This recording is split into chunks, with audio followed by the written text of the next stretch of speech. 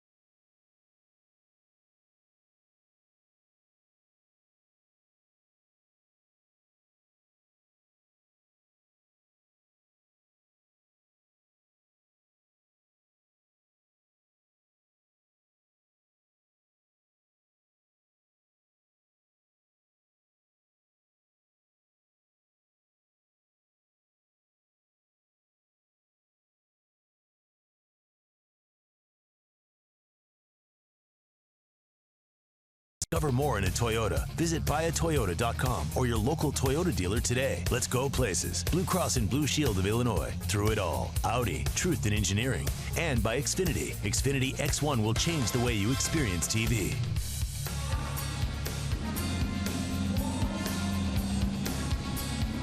Back at Comerica Park, and we'll take a look at how Robin is going to line them up on our Kia starting White Sox lineup.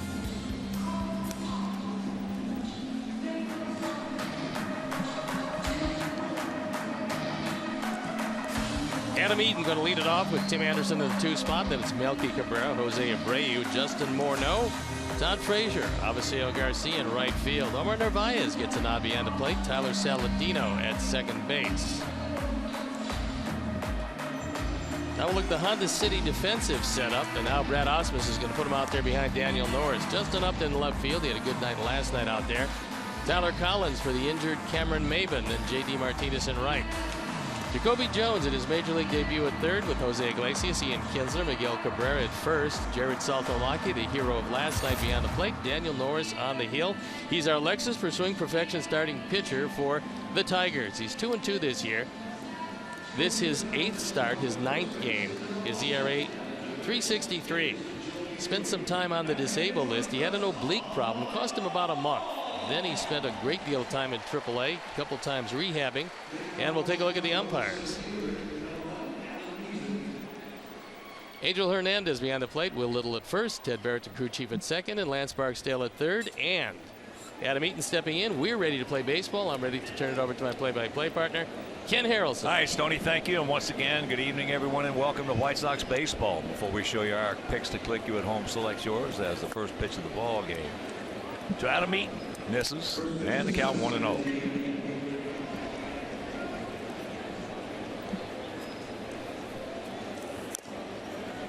That is fouled back. Norris is a 4-pitch pitcher. Got a curve and a slider. He uses them both interchangeably. He has a straight change and doesn't use all that often. His fastball will probably max out around 95, but he pitches comfortably 92, 93. Whoops.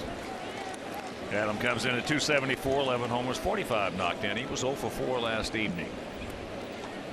Sox as a club hitting at 253 with a 4.03 ERA. Just got a piece of it. I don't know how he did it, but he did. That pitch was way out of the zone. Adam expanded that zone.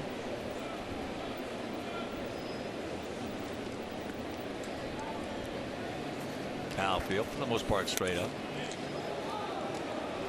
He did not go. And this is the 15th meeting of the year between these two clubs. In the first 14, we are 5-9. And that's up and in. So a full count to Eaton. This ballpark has been the trouble spot. It's been really difficult to derail the Tigers here at Comerica. Well, this is the 8th game we played here. In the first 7, we have won 1. And that one last night was a toughie. That was a tough loss. We've had a lot of those this year. In the 8th and 9th innings. Yep. A lot. Too many. Too many.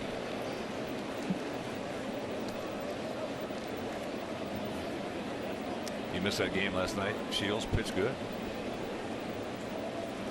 Battle him hard. And that's a souvenir left side. This has been a fairly typical Adam Eaton at bat. He's going to see a 9th pitch, making it tough on Norris. Higher the pitch count, the quicker you get him out of there and get into what has been a very vulnerable Tiger pen. And that's ball 4. So the leadoff man aboard, let's check out our picks to click tonight. DiMaggio and the crew, they went with Justin Morneau. Fans going with the Braves. Steve's going with Adam Eaton, who just walked. And J.J. Shearer and all the great folks at Ditka's. And we're going to go with Tim Anderson.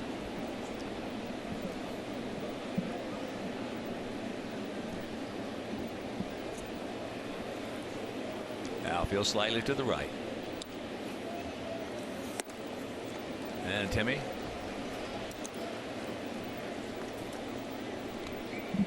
Timmy was 2 for 5 last evening. Well, if he gets one more times than not, he's going to get at least that second one. Decent lead by Adam. Long set. Now the step off by Norris. Norris out of Johnson City, Tennessee. 23 years old, 6'2", 195 pounds. You got him along with Matt Boyd. They were the principals in the David Price deal. Price going to Toronto.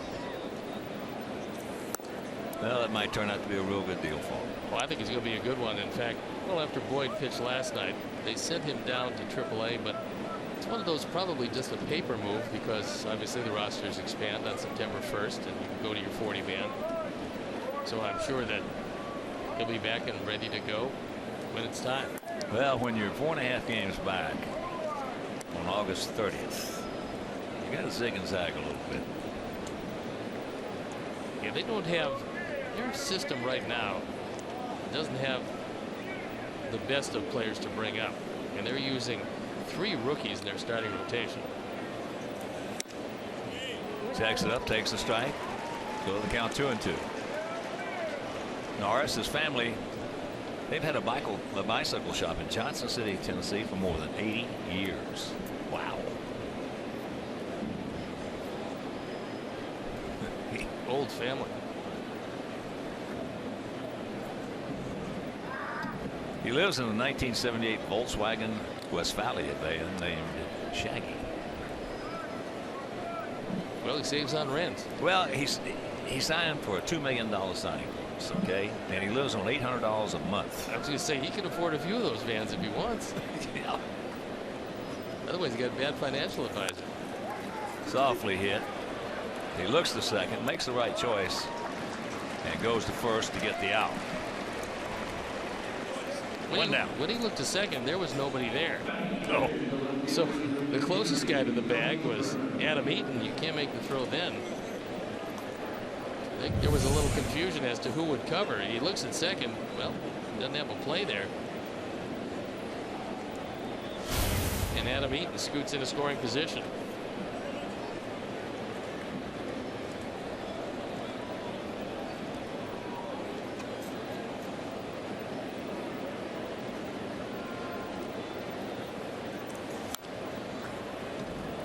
Yeah, it's interesting. There have been a few athletes who lived out of their car, lived out of their van. In fact, there was once a golfer named Mo Norman. I remember him. They said he had the perfect swing. I played with Mo. I knew Mo. I saw him. In fact, I saw Mo just a couple of months before he passed at Bay Hill. We had breakfast together. And he, for the most part, lived out of his car during the winter. He come down to Florida. Oh, he was different. Yeah, I would say so.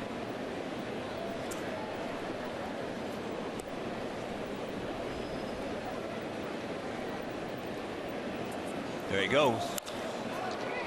That ball hit high in the left field. Upton.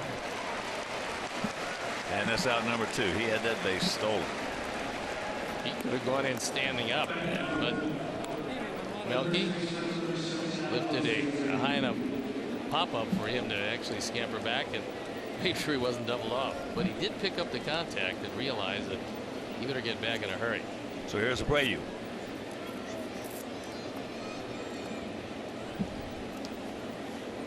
Abreu 2 for 4 last night.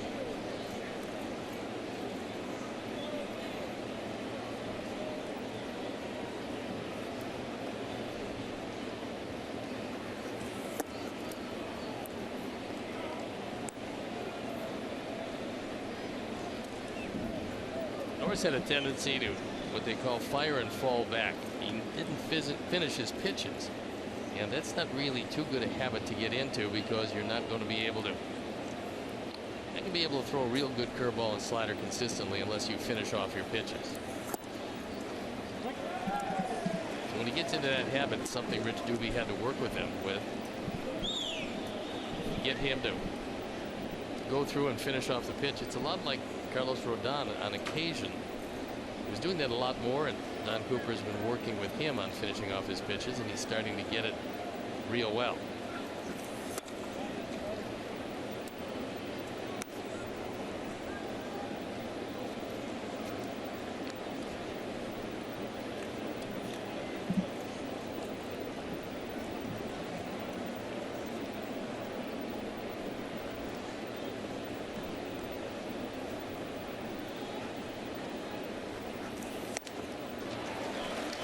Threw that one right by him upstairs. That one at 94.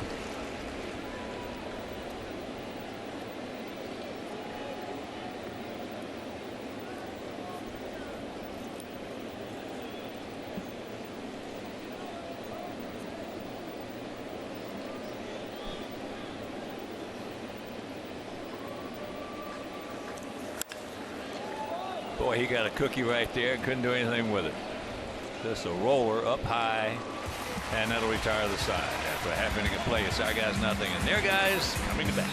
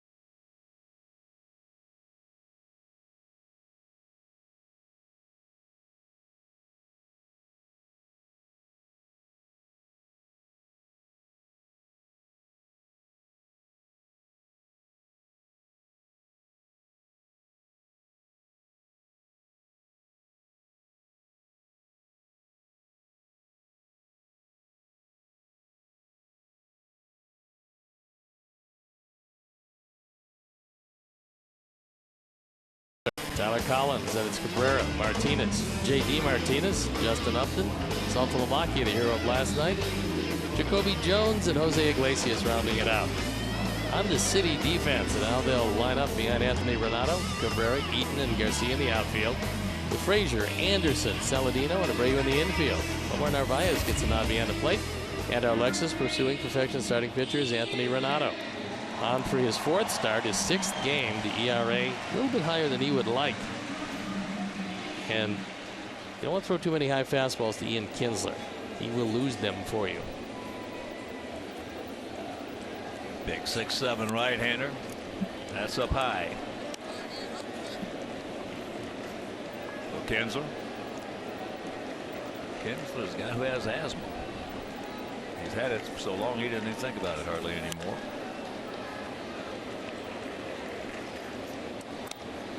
Well, last night was the first night that he hit in the 2 spot all year long, with Maben in the 1 spot. Then Maben sliding into second base, re-injured his thumb, and now Kinsler with 6 leadoff home runs back in the 1 spot.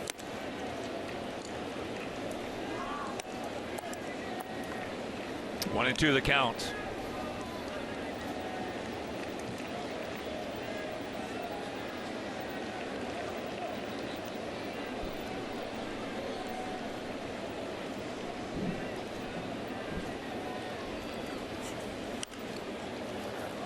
And that's foul, and it's not going to stay in the air long enough to make a play on.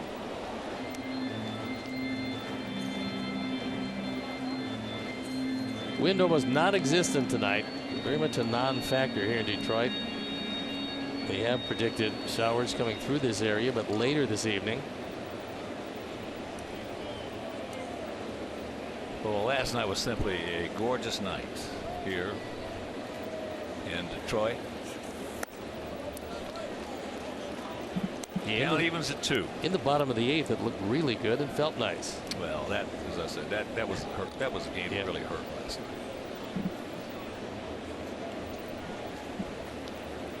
But it was a good baseball game. There's no question about that. This came up on the wrong side. Narvaez.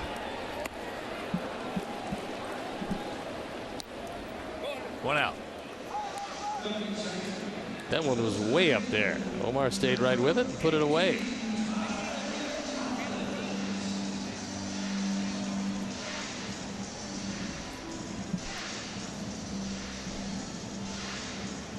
So here's Collins, the center fielder. Cameron Maben re-injured his thumb, sliding head first into second base. On an attempt to steal where the pitch was ball 4. There he is. He had a fracture in that left thumb. He healed, came back. It's not refractured, but it's not feeling too good. Take your time. There you go. 2 now. And here comes Cabrera. He's just reading some of the notes on some of these guys, and we've talked about many times over the years what a tremendous athlete Miguel Cabrera is. He's got tremendous hands in the field. The only thing he doesn't have, of course, is a lot of speed, no range because of those ankles of his. But I didn't realize, aside from baseball, he was a very skilled volleyball player growing up in Venezuela. In fact, he was even offered a contract to play professionally in Switzerland. Yes, that's souvenir right side.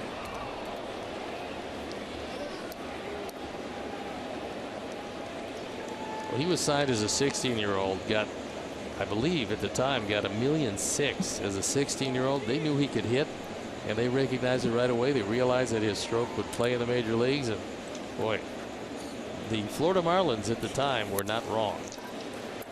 Timmy backhands, now the flip. Ball nice, makes it look easy in a 1-2-3 inning for Granado. After 1, no score.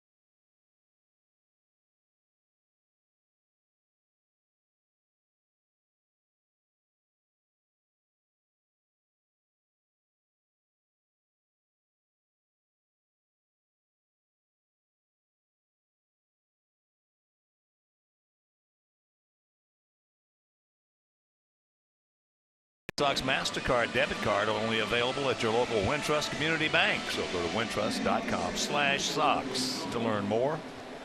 Member FDIC.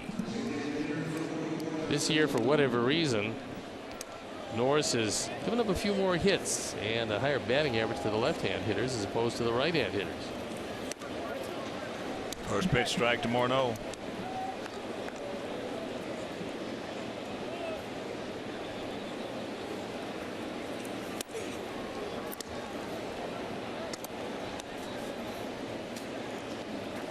Now, Keith Hernandez, when we played the Mets, and I had a long talk about that. And he was the only left-handed hitter that I've ever heard of who was a good player And then when he became an outstanding player, hitter, he was always a great first baseman. Yep. But he became a better than good hitter. And there's a nice hit by Morneau. Good call by the crew there. Pick to click. But when he became, as you take another look at it, a real good hitter is when he decided to jump on top of the plate against left-handed pitching. Just look for the ball away. I mean, if they get it inside, they get it inside. But that was a sweeping slider away, and he just stayed right with it and took it to left field. Yeah, most of the time, left-handers who had tough time with left-handed pitchers, left-handed hitters, 99.9% of them back off the plate. And then if you open up at all, then you're done. Then you got no coverage whatsoever. That's right. Well, Keith parlayed that into a co-MVP with Willie Stargell. Yes, he did, and he was better than a good hitter. I can't say he was a great hitter, but he was better than a good hitter.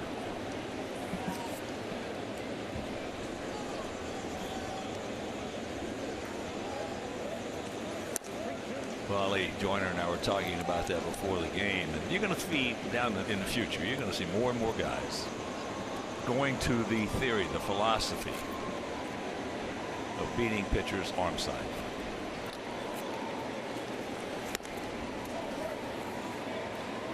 And what that does for you, it gives you a definite approach rather than thinking about mechanics, which is the bane of the majority of hitters. They think too much.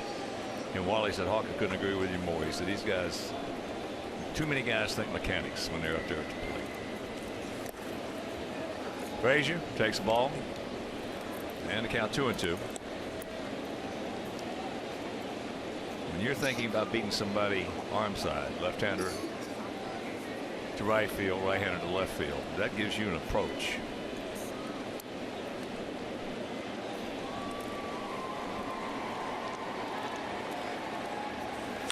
That ball hit way back. He just looks up. You can put it on the board. Yes.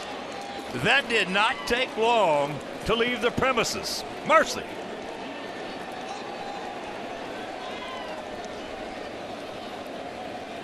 That ball was right down the middle. Those are the first runs that our ball club has scored against Norris in his career. Our Ford home run replay, and it's home run number 33. He's now driven in 83. So the base hit and the line drive rocket went well over the bullpen in left field. That was a shot.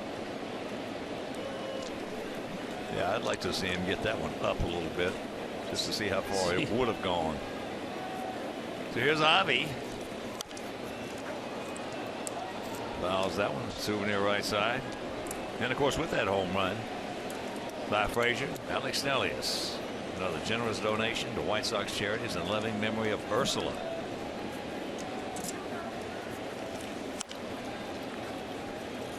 Out in front of that slow breaking ball.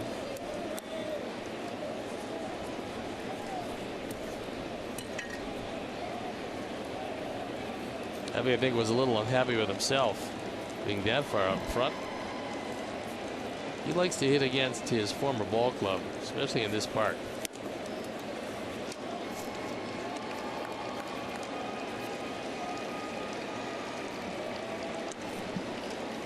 Well, we'll see if those percentages hold true. Team that scores first wins that game 65% of the time. As there's the first major league play by Jones, then he gets it. Well, Jones is a lifetime shortstop, but they've got a pretty good shortstop in Jose Iglesias. So what they did with him in the minor leagues was they let him play some center field. He's played some third base. And this time he gets him out on the first chopper that comes to him. 6'2", 200 pounds, just 23 years old. He got some pop. He only hit 7 home runs, but they were saying that he hit 23 in one season a couple of years ago. They believe that the power is really going to come to him. They really like his upside. Yeah, when you're 20 years old and you hit 23 home runs, you got a chance. Especially what, minor leagues, 140 games. Yeah.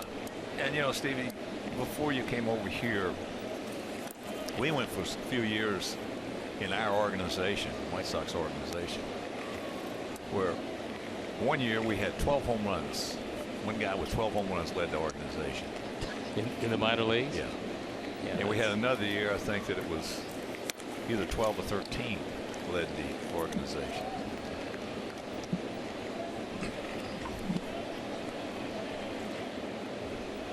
That's not good. Well, the history of the White Sox, somewhat surprisingly, because there's been a lot of good hitters here, we've never had a guy lead the major leagues in home runs. No. White Sox have been around for a while, too. Well, in the old ballpark, you could understand why, really. That was really difficult. Yeah, it was.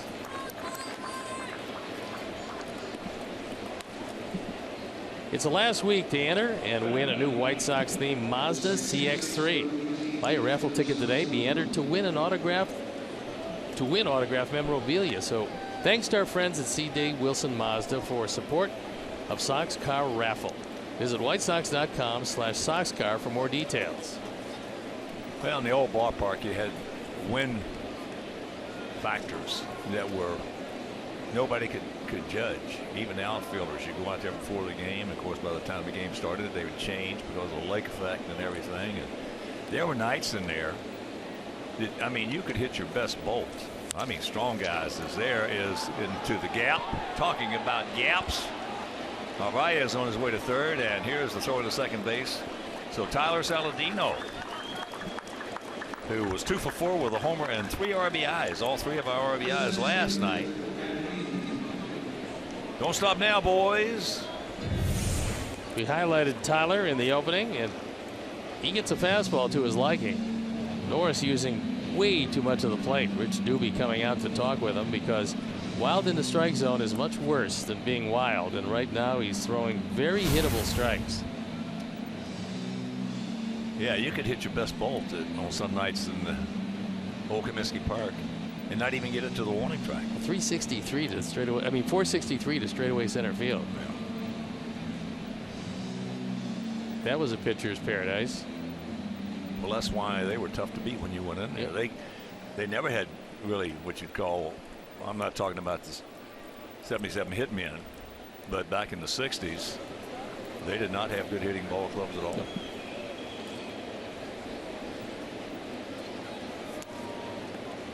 All right, Ducks on the pond, 1 out, 2 in. And here's Adam. He walked, leading off the ball game. And when Stanky was managing there, it was even harder to hit them out because they were frozen. Well, that's because there were some cold nights in Chicago. You pitchers, I'll tell you what. They just left out the baseball. You guys are all the same. Yeah, well. You're all the same. It's I, me. No, you just you have to have a big advantage. Everything. You think if every time you throw a pitch, if the catcher catches it, it should be called a strike. It stays in the park. Yes. You throw it out of the park, then call a ball. 1-1. Get him right here, Adam.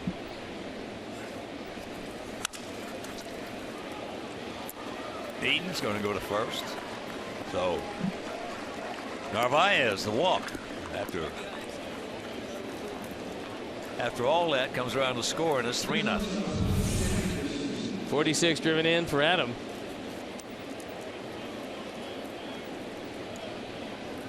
And it's a big 3 up here in the second inning. Well, when the infield's playing back like that, that's just a good, smart move. Don't overswing. A ground ball gets you a run. But you said it right. Don't overswing it.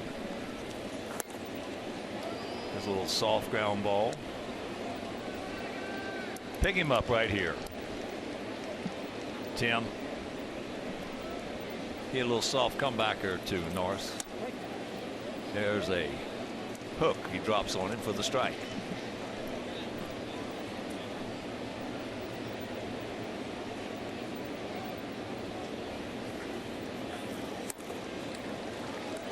We don't know what the situation is before yesterday, of course, with this Detroit ball club. So this is where now managers got to manage. Coming down the stretch and you're in the hunt. Yes, him upstairs out of the zone, but a 3 spot. A crooked number goes up on that board and we lead at 3-0.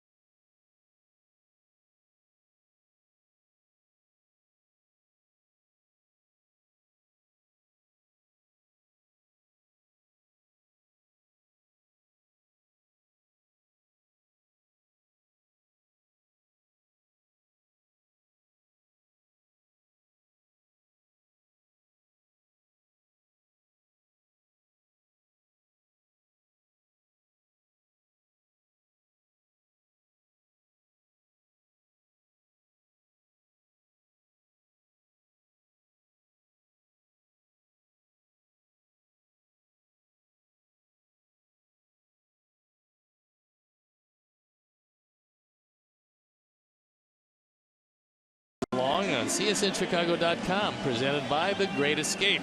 Pools, patio furniture, hot tubs, and more. Escape your everyday. Shop The Great Escape.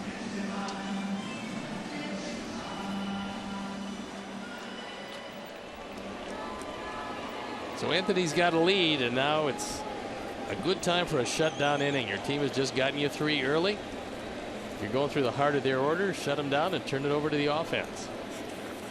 Well, that's one of the old adages in the game of baseball, and it just goes to tell you that for all these years, what in a way a cerebral game baseball is, because that adage is so true. It gives you, gives your team a whole lot of confidence. They give you the runs, you make the runs hold up, and now you get another shot at a pitcher who is struggling early with his location. Well, I love this game.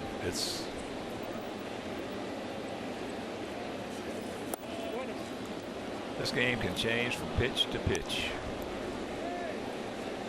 One of my favorite adages, though, it's a day-to-day game. It always has been and it always will be.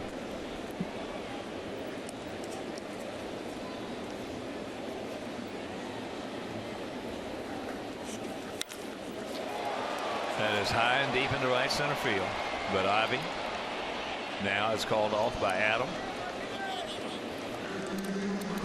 Though Victor's retired.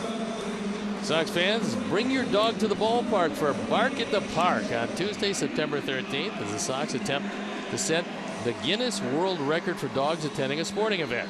Bark at the Park is presented by Avoderm Natural Pet Foods, Nylabone, and PetSmart.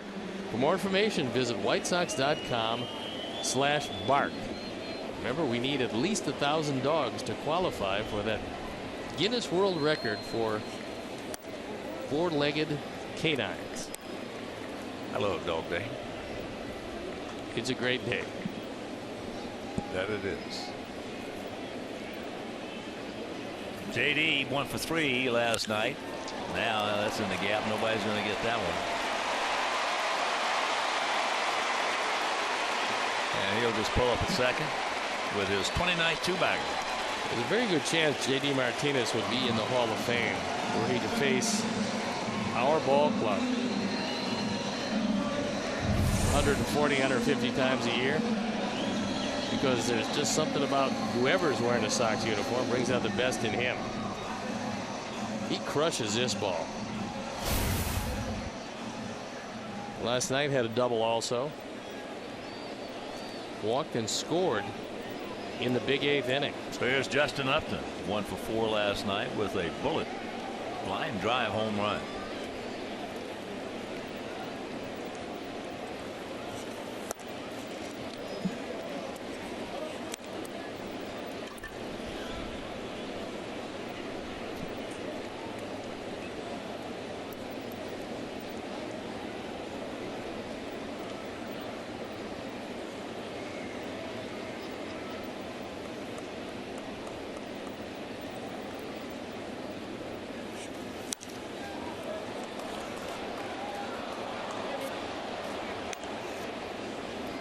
Last 9 games, Justin Upton is starting to heat it up. This is the reason why they gave him a big free agent contract.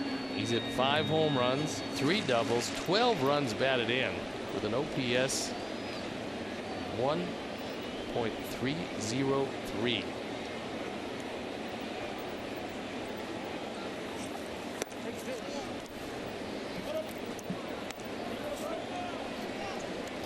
One and two the count. They would have loved to have seen him put together a full season of hitting the way he's been hitting over the last month or so, but this didn't work out for him early. Maybe he was pressing with the big contract. Nobody will ever know. But they need him now, and he's responding.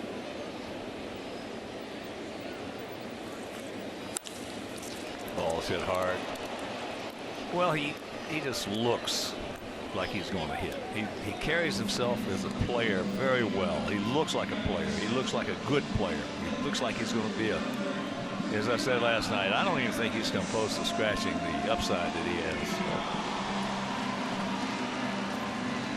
Well, you look at a whole lot of players around baseball drafted 1-1, especially the hitters. And I mean, they have a pretty good idea that they know how it works, and as they get a little bit older, they get a whole lot better. You get Bryce Harper. He was in that 1-1 club.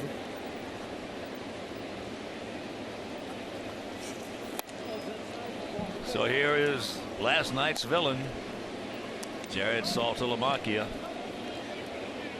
That 2-run homer in the bottom of the 8th inning. That turned out to be the game winner, 4-3.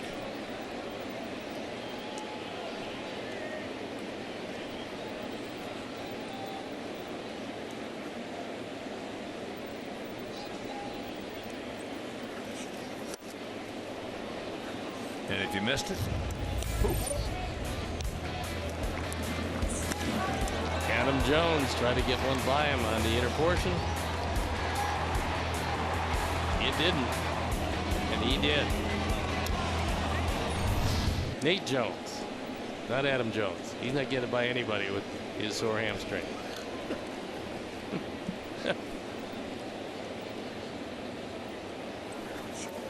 No, that pitch that Saltalamacchia hit out last night, a lot of guys are going to hit out. Yep. See, Salty came in with a batting average at 191. It was in the 180s because he was 0 for 3. But it's a redeemer, and he did hit it out. Well, you know yourself, you've thrown them. Ooh, a lot of them. Well, you're throwing one to the extent that you hit somebody's bat. That happens. I'm not saying on a consistent basis, but it happens throughout the course of the season, 5, 6, maybe 10 times that as a hitter you go to that plate and you hit it, you hear it, you didn't see it, so to speak, and all of a sudden you look up and it's going out of the ballpark, and you're the most surprised guy in the ballpark.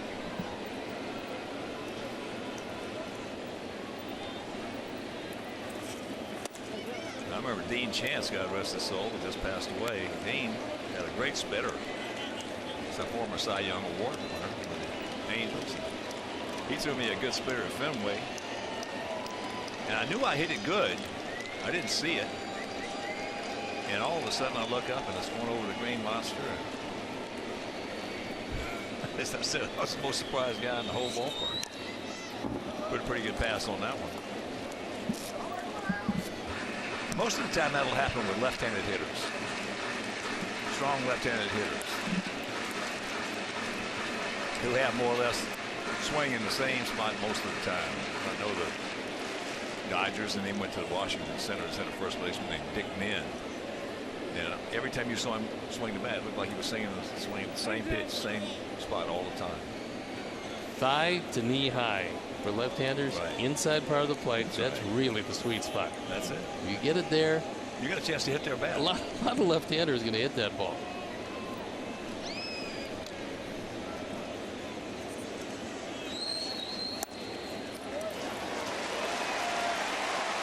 All right, here comes the Major League debut at the plate, Jacoby Jones. They got him from Pittsburgh. He was the third pick in the draft. Third round pick in the draft for the Pirates, and they got him over in the Soria deal. That was a trade deadline last year. That's the Jones family. In an at-bat that he'll never forget.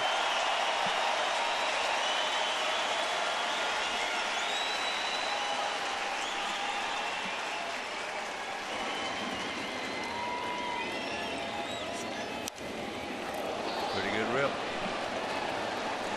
92-mile-an-hour fastball. What the Tigers like about him is this guy was born and raised and played shortstop all the way through. But they realized that he was going to have some flexibility here, so they put him in center field, did a very respectable job. Put him at third base where he had played a bit, but not much, and he's done a good job there. Hard comebacker. And that'll retire the side. So they threaten, they don't do anything. We'll go to the third leading 3-0.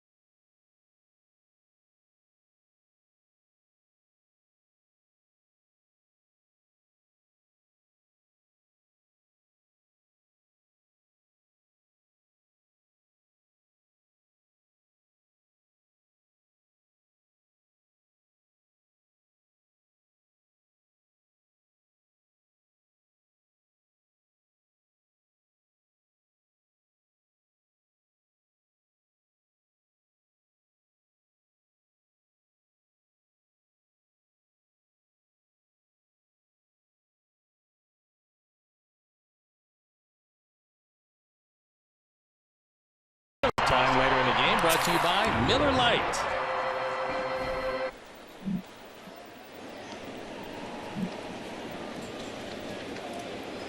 Cabrera, Abreu, Morneau.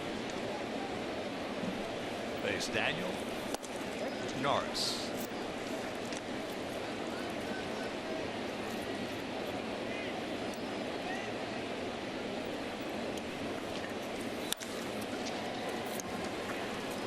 Kinsler.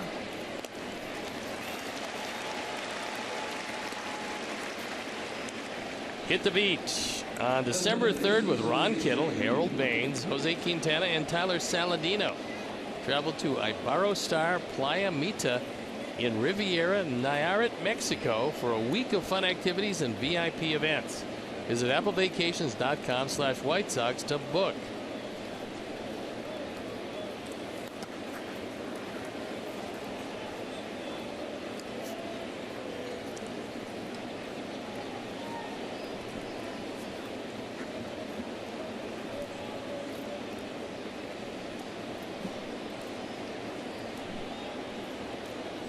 Well, you got a good pitch to hit. Rolling breaking pitch up high and popped it up to center field. There's another area last night. You know, even though we fought and scratched and everything else, finally got a 3-2 lead on the home run by Saladino in the 7th inning. We left a lot of guys out there that, you know. Yeah, many opportunities. Yeah, we could have had 7 or 8 runs very well. You were talking about it early that Boyd was really struggling, and yet he only gave up 2 runs. Yeah. I mean, he could have gotten massacred last night. The first inning he was in big trouble. The 4th inning, huge trouble. Yeah. And that could have been. It turned out to be the 2-run inning, but could have been much more than that. Yeah, well, our guys had a lot of good pitches to hit and just couldn't do anything with them.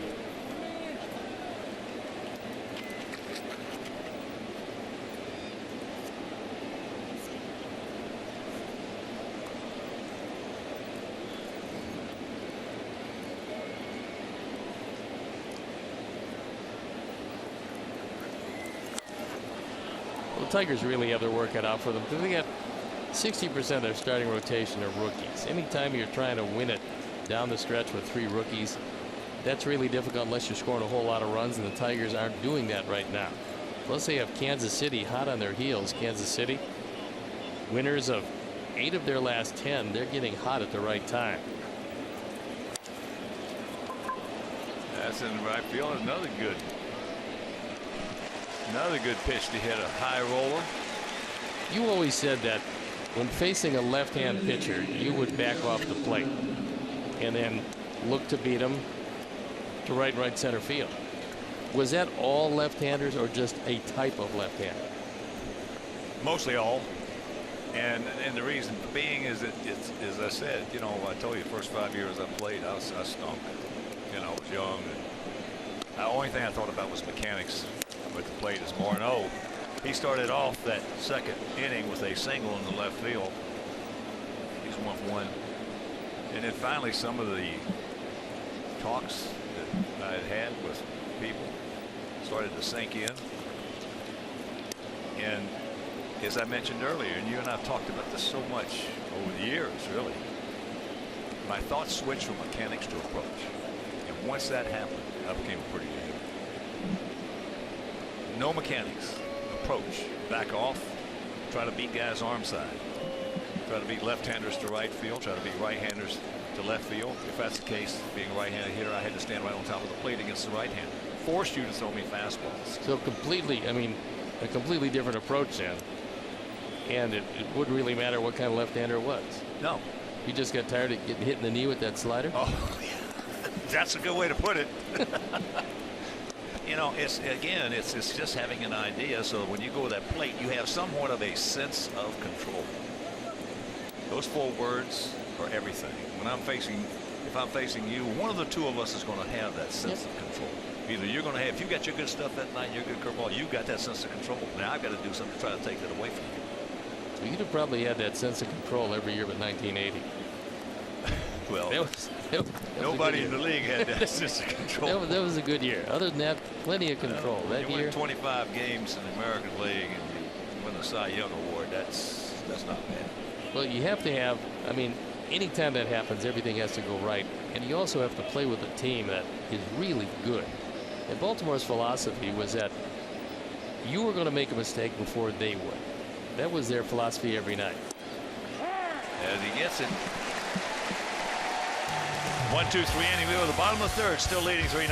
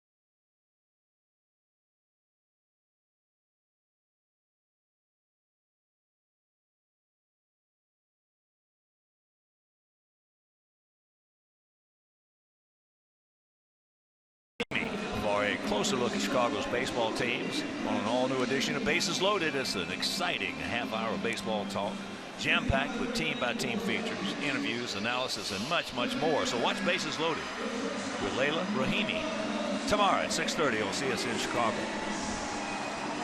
Iglesias is going to lead it off. Last year he had an even 300, played just a great defense. This year the batting average down.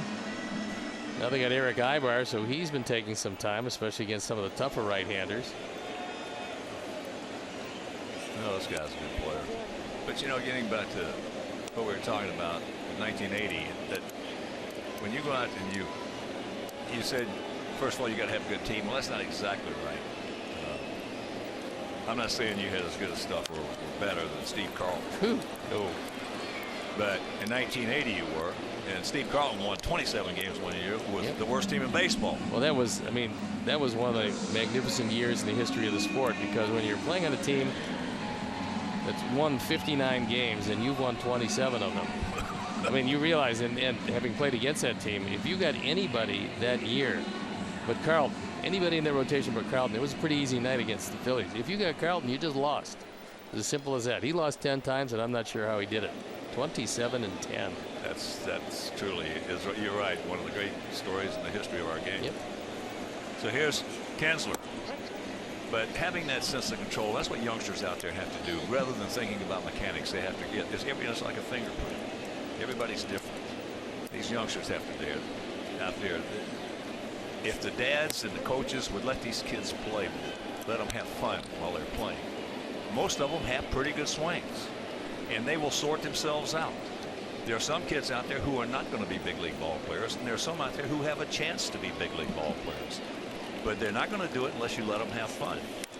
And once they start having fun, then they start having a little sense of control. I know that appearance you made to this day in the All-Star game in 1980 is the greatest appearance, dominating appearance I've ever seen a pitcher have in an All-Star game. And you went 3 innings in that game. Well, yeah, that's not going to happen anymore. That's into left field. Milky. Ran his tracks. So Kinsler, and you can say, okay, Steve, well, you had it. How'd you get it? And why'd you lose it? Well, it was pretty easy because I got hurt. And I don't think, unfortunately, it was toward the end of my career, and everything just, I mean, the stars aligned, everything went well. It was an enchanted year. But I was fortunate enough to be able to have it. That was good. It was like you probably felt in '68 when you had it, when everything went right. You saw the ball look like a beach ball. You hit everything in sight. And I would think, coming to the park every day, you didn't even think about a guy throwing hard. It all looked like a slow motion to you, because when you're going well in any sport, it appears like the game is moving slower to you when you're having that great year. And I'm sure that's what it was like for you in '68. It just, everything was slower. Well, you framed it right, because you'll see occasionally, not all the time, you'll see guys having great years. You will see them mention what you just touched on. They found a way to slow it up. Yep. They found a way to slow the game up. Michael Jordan has said that. I've heard Michael say that. He found a way to slow the last 2 minutes. I asked him one day, I said, you're 5 points down, 6 points down, a minute and a half, 2 minutes to go. I said, how do you do it? He said, well, I get into my routine and I slow everything down. He said, at that point, I know where everybody on the court is. And when you do that, and he said, and as you said, I didn't even think about hitting. He didn't even think about shooting the ball. No, you didn't. I mean, you didn't have to. It just happened. It was automatic. You didn't have to think about it. Those are the great years, or the great days. He gone. 1-2-3 inning. Nice inning right there for Anthony, and he leads to 3-0.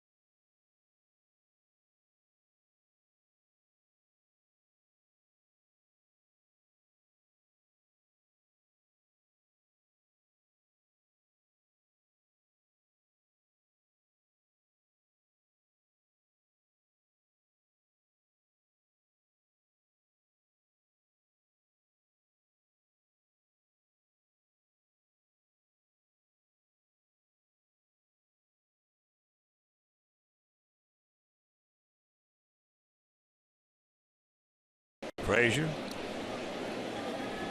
Garcia.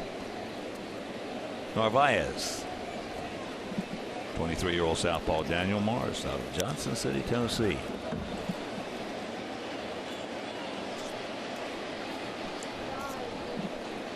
First time up. Todd Frazier puts the Sox on top with a 2-run bomb. And with that first White Sox run, E-Quick Lending will donate $100 to the Pat Tillman Foundation, supporting military veterans and their families.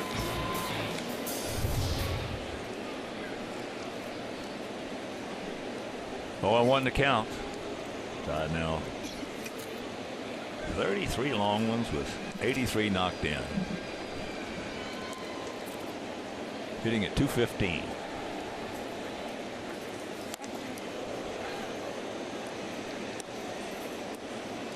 Now, had you rather have a guy hitting 285 with 7 home runs and 42 RBIs? No, give me 83 driven in. I want my run producers to produce runs. That's it.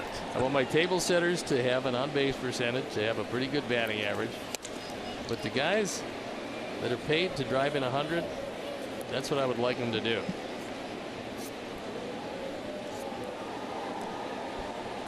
Two and one to count.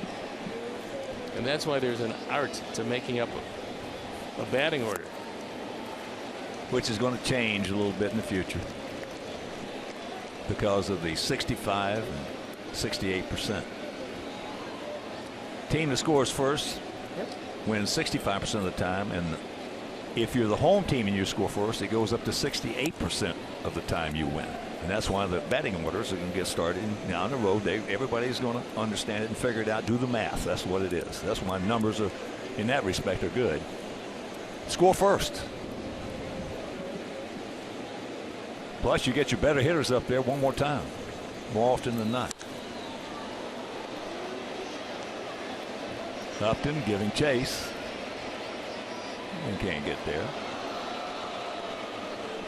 And we'd like to welcome all of our viewers watching on Wyoming Mutual Telephone in Wyoming, Iowa.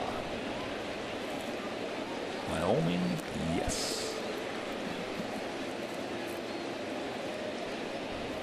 Okay, well, here's an example. You talk about a stacked front of the order. You just talked about it. Toronto putting together a really solid run. First 3 hitters tonight for Toronto. Bautista, the DH. Donaldson in the 2 spot. Encarnacion with 105 or 6 runs batted in. He's hitting 3. You face them in the first inning, your toughest inning if you're the pitcher, and you got 3 bombers coming up to face. And that's the kind of lineup you're talking about. If a team has it, that's what the future is going to look like. Perfect. Yep. Perfect description. John Gibbons put him right there. Yeah. You know, and then they've got some good hitters down the line. But those 3 are the 3 bombers, and you're going to get them in your most vulnerable inning. And you got maybe get them instead of 4 times a game, 5 times a game. Yeah. Well, yeah. Toronto's getting it done.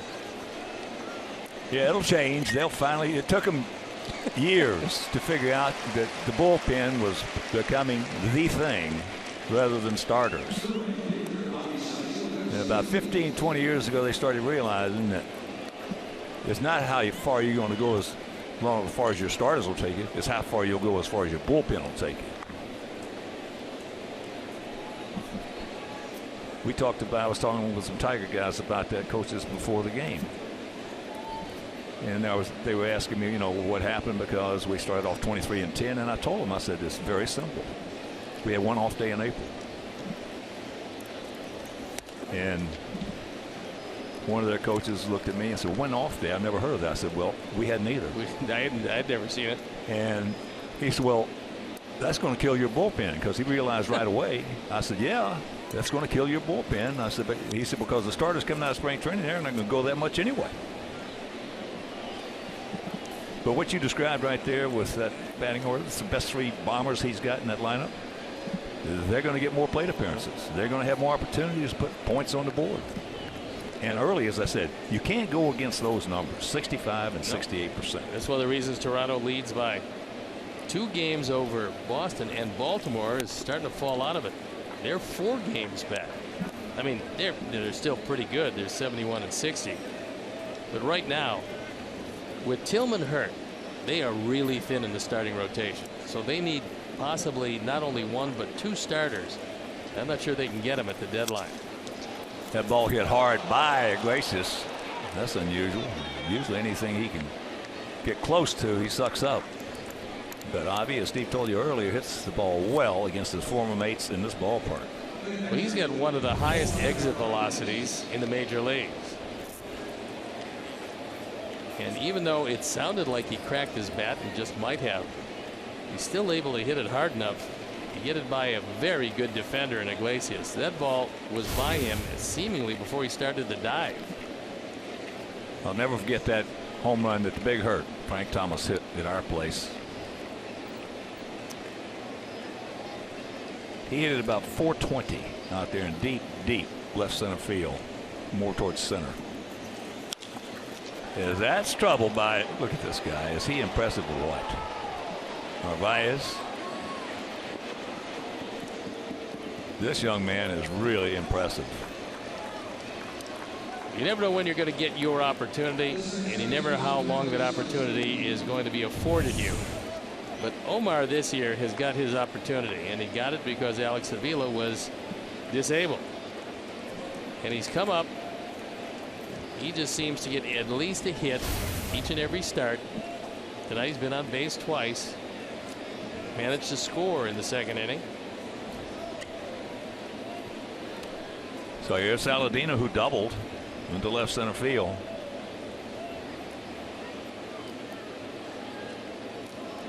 Corners in close, up the middle, back in normal positioning.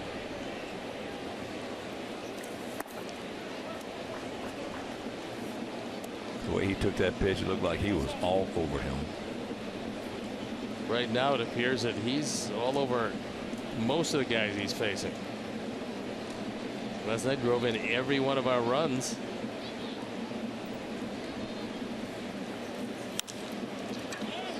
That's into short right center field. Teddy Martinez, and Javi's not going to be able to score on that. So one out.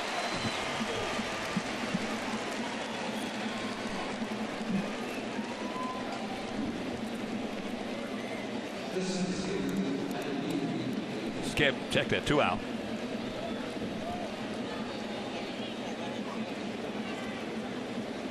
Ty let it off with a fly out to right, so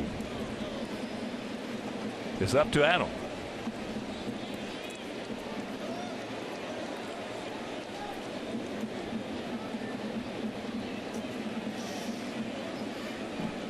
Adam has walked and knocked in a run with a ground ball to second.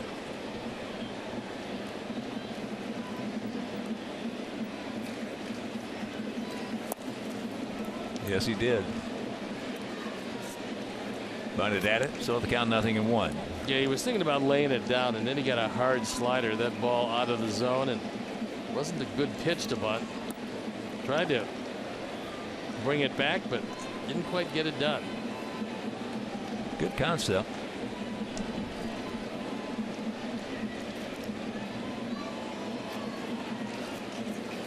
Last couple of years, Robin Ventura was with us as a player. He did that quite often. Man on third, 2 out.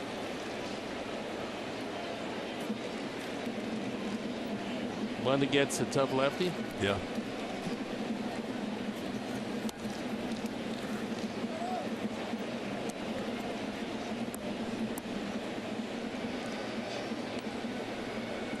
Ivy at third. Narvaez at second.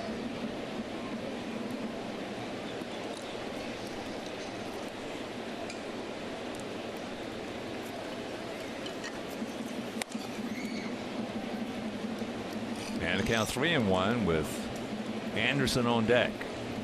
Second of 3.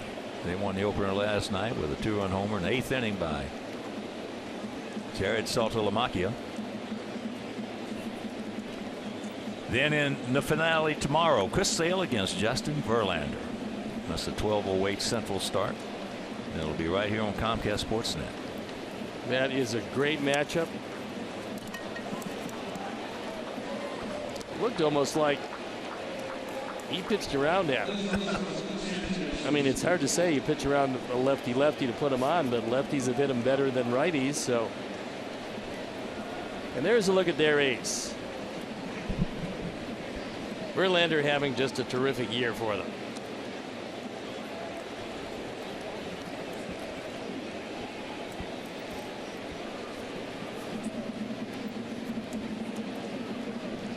Yes, sir. Our guy against their guy tomorrow. I love matchups like that. Well, Chris, last time head-to-head with King Felix in a 14 strikeout game and came up short. Well, as we talked about, this has been one of those years. There's no question he could have been a 20-game winner. Oh yeah. Well, Verlander having a great year at 14-7. Yeah, that's a good bounce back for him. Completed a couple of games. Going to throw 200 innings again. Yeah, he doesn't have the big fastball all the time. Iglesias over to Kinsler. So we threaten, we can't score. We miss another opportunity, but we still lead it 3-0.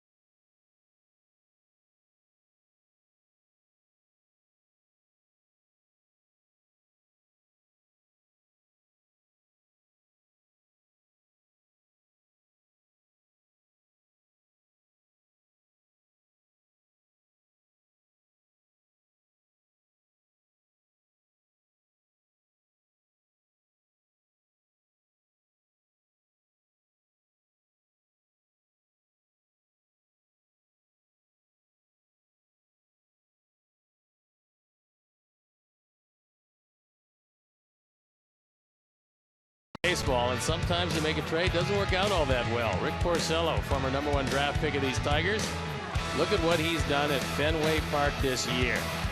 14 starts, 13-0, ERA a little over 3. Fifth pitcher since 1913 to start a season 13-0 at home.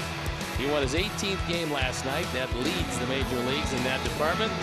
Porcello is putting it all together, and he is unbeatable at Fenway Park. That will tell you how good his sinker is sinking. Yeah, he's, his first couple of years, he's a very young pitcher. He won 14 games each year, so he could pitch. And then he just decided to move along. Worked out pretty well for him and very well for the Red Sox. Here's Cabrera. Breaking ball strike. Hit a ball in the hole. Hit it pretty hard. Good play by Tim Anderson. Went over and got him. What I liked about that play was that little sidearm flip that was right on the money. I mean, it really shows you how strong his arm is, because he didn't hesitate. He threw it from down there, confident that he would get it across in plenty of time, but the accuracy was impressive. To Hopper.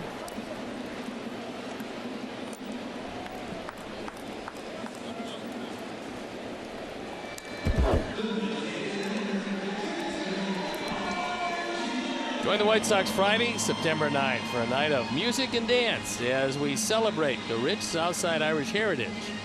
The first 20,000 fans ages 21 and over will receive a St. Patrick's Day themed cap presented by Miller Lite. To purchase his specially priced ticket package, you can go to whitesox.com/SPD. Handsome caps, long bills. So here's Victor. Went out deep to right center.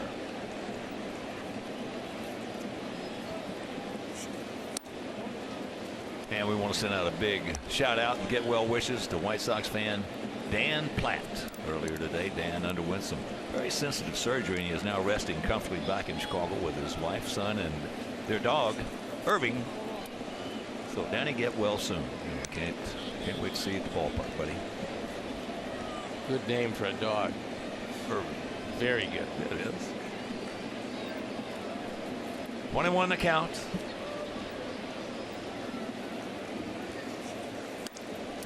Meantime, Anthony has thrown it pretty well. Given up one hit, changed speeds pretty nicely. And he's been in command. He had a 1-2-3 first, gave up the double in the second to J.D. Martinez. Walked Saltalamacchia the same inning, and that's been it.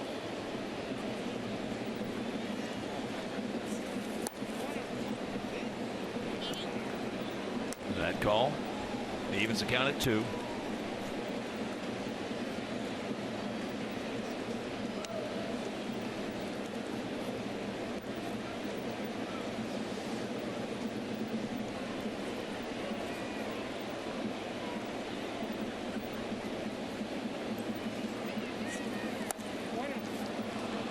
He gone.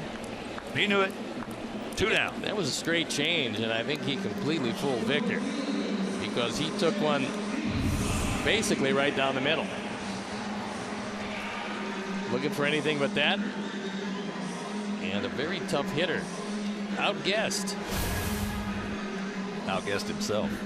Yeah, strikeout number 2 that time. Yeah. 91 average fastball, the slider at 85. The change at 85, which is kind of unusual, and the curveball at 80. But he's had everything going.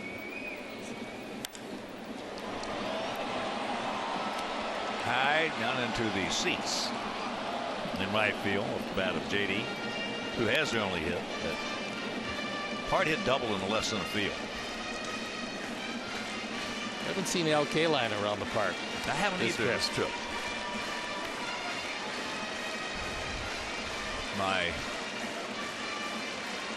all-time favorite player is George Brett. My all-time favorite idol in baseball was Al Kaline.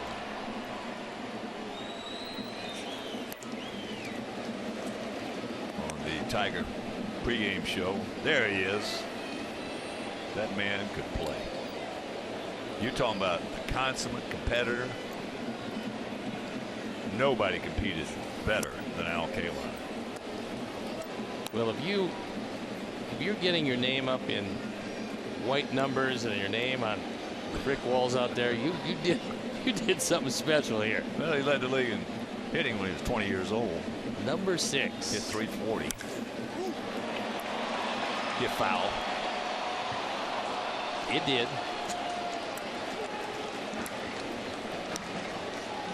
There he is.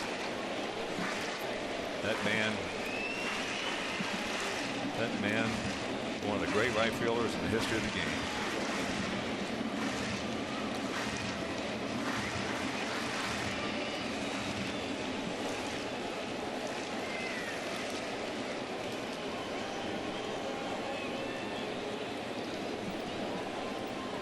One and two.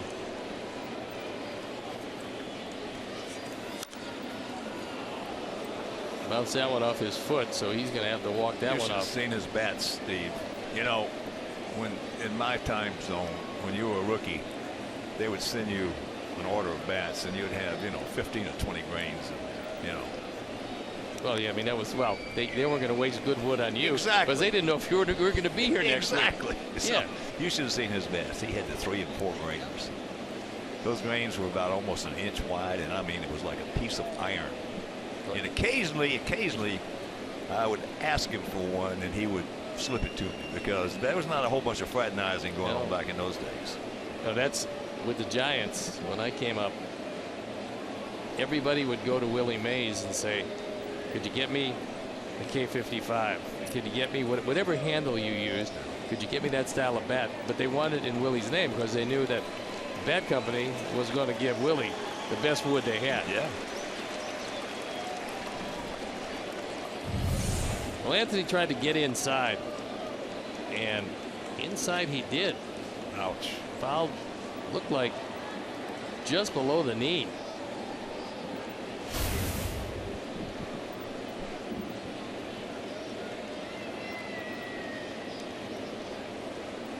It's funny about those bats. They would send all the rookies all the bad wood and save the good wood for the superstars. And Rocky Colavito who was an outfielder for Detroit and Cleveland, hit 40 home runs a year. Rocky, during the winter, would go to Louisville and pick out his own stocks, his own blocks of wood, pick them out. They allowed him to do that. They would certainly allow Kaline to do it, you know. But if we tried to do that, they wouldn't let us in the state. Wouldn't let you in the building. No. Well, they can ill afford to lose J.D. Martinez now. Nick Castellanos on the disabled list. Cameron Maben nicked up day to day, but he won't be around for a bit, I don't think.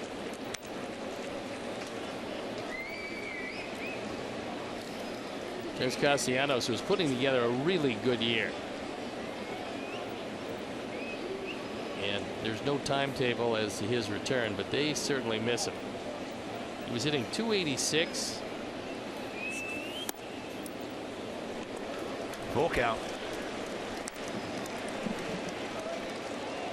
Well, he's made some adjustments because he was the last couple of years dead low ball hitter. Yeah, I mean, yeah, if you threw it around that D on their chest, Castellanos was out. He's starting to make contact on some fastballs, belt high and upper.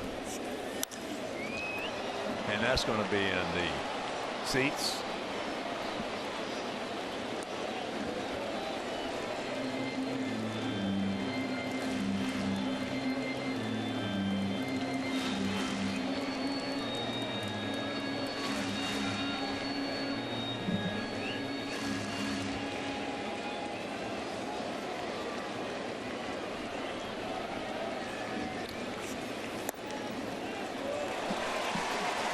That's the second walk issued by Renato. And that'll bring up Upton. Justin grounded hard to Anderson at short.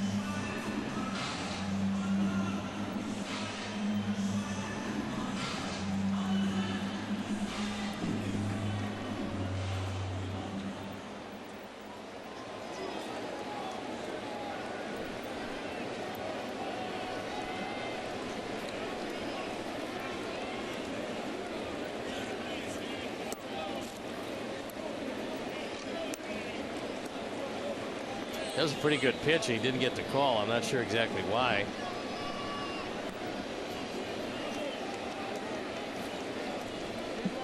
I think Omar might be having a little chat with Angel Hernandez. He is. Here you can see it. Toyota pitch tracks.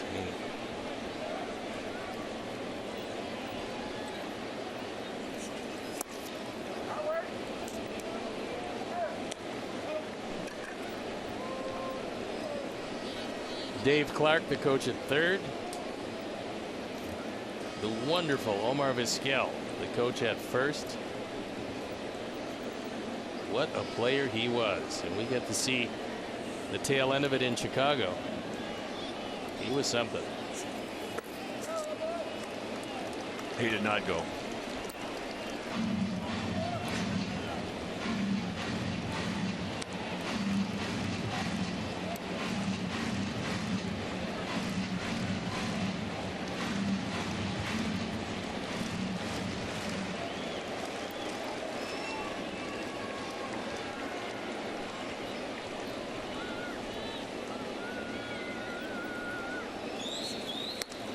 Yes, he did that time.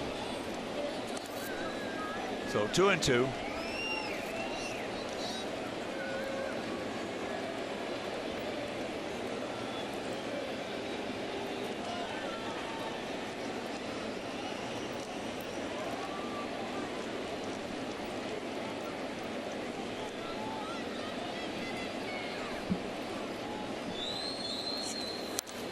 Good rip right there. He was all over that one. Thank goodness underneath it. This powerful young man up at that plate. Anthony threw that one right down the middle, and fortunately Upton fouled it back. Take a look at that swing. Leaving nothing to the imagination. He just aired it out. Just got under it.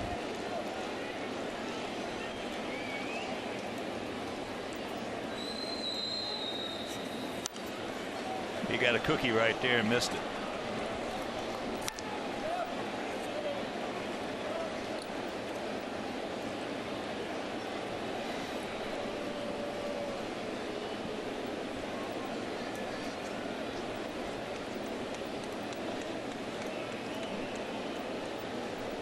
Saltalamacchia on deck. 3 runs, 5 hits, no errors for our guys. No runs, 1 hit, no errors for their guys. We scored all 3 in the 2nd inning. Todd Frazier a bomb out of here for a 2-run homer. That ball hit hard, but we got a man there. Playing him perfectly, and we'll go to the 5th with that 3-0 lead.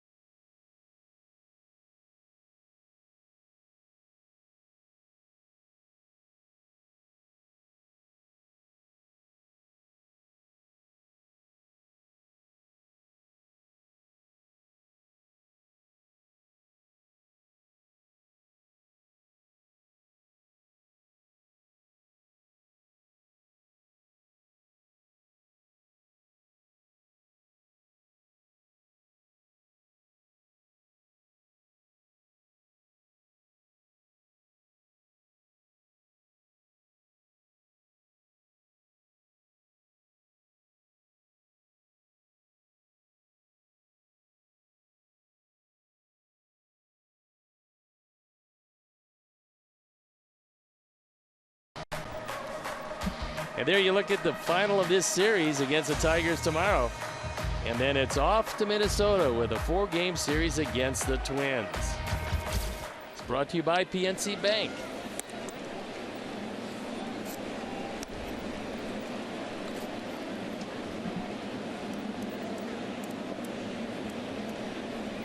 Well, 1 to count. Ball hit foul. Now the count 0-2, and the Indians have just acquired Covelli Crisp.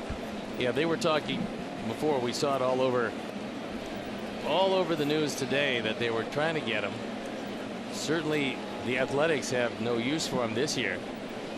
And he's back where he played good baseball with the Tribe.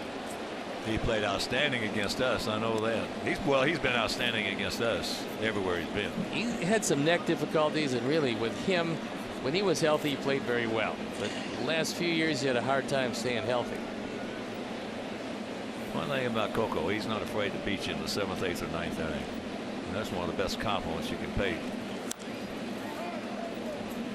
a hitter. A lot of guys don't want anything to do with those 7th, 8th, and 9th innings. Because usually in the 7th, 8th, and 9th inning in a close ball game, you're facing the best they got out there on the bump. Yeah, especially these days. Just like in a close basketball game, a lot of guys don't want to get anywhere near that leather. That's up high. There's a lot of guys that don't want it. They don't want to be anywhere close to that ball. Pass it to them, and pass it right back to you.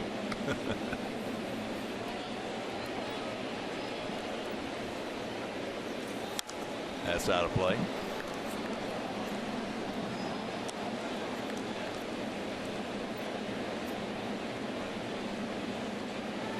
Now Coco's has those injuries that Steve just alluded to. Last 3 years he struggled against us, but overall he's a .270 career hitter, but it's not what he hit it when he hit it. High chopper. Jones. Lucky now 0 for 3.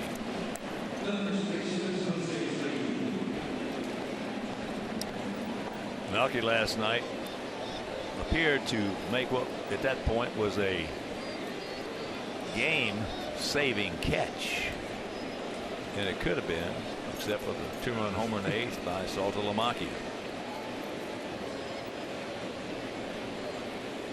Here's Abreu. If you missed that catch last night, this is off Cabrera. It was a sinking line drive, and I think Miguel Cabrera thought it was going to be a base hit. Melky had other ideas.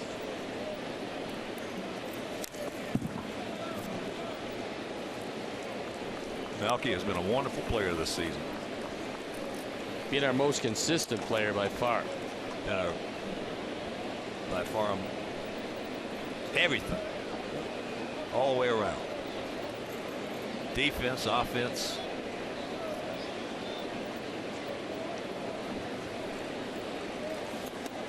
About a 54-footer. Well, the guys have got some decisions to make. It's going to be interesting to watch which way they go. Everybody's saying, Hawk, which way are they going to go? I have no clue. No, nor I, and I think it's going to be a busy offseason. He just shoves that one to the right side, so a nice piece of woodwork by Abreu, the one-out single.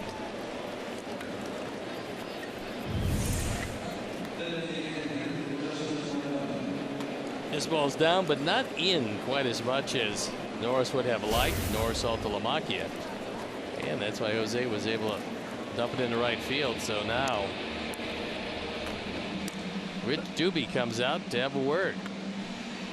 Let's take another look at that swing, and I want you to look at this, what we talk about so much, short arms.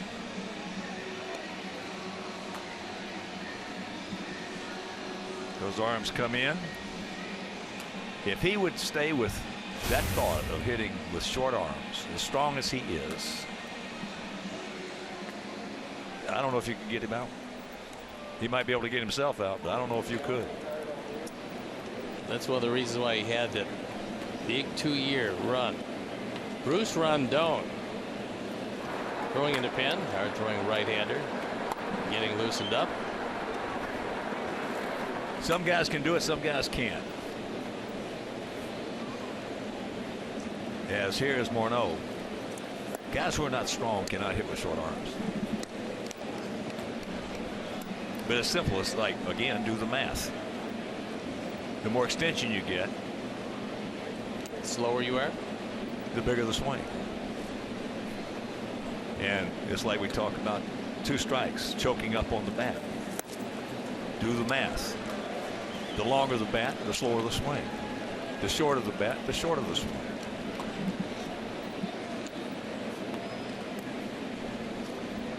One out, 1 ball, 1 strike.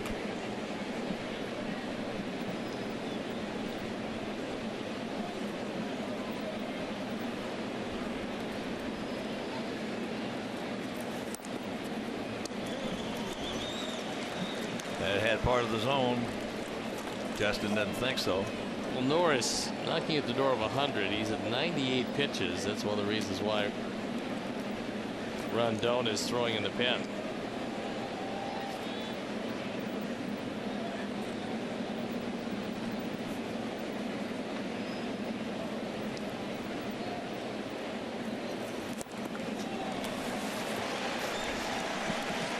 Two down. That upstairs fastball. How many lefties going to hit that one? Not at 94. Keeps it upstairs and throws it by him. Gummit, there was something that I wanted to.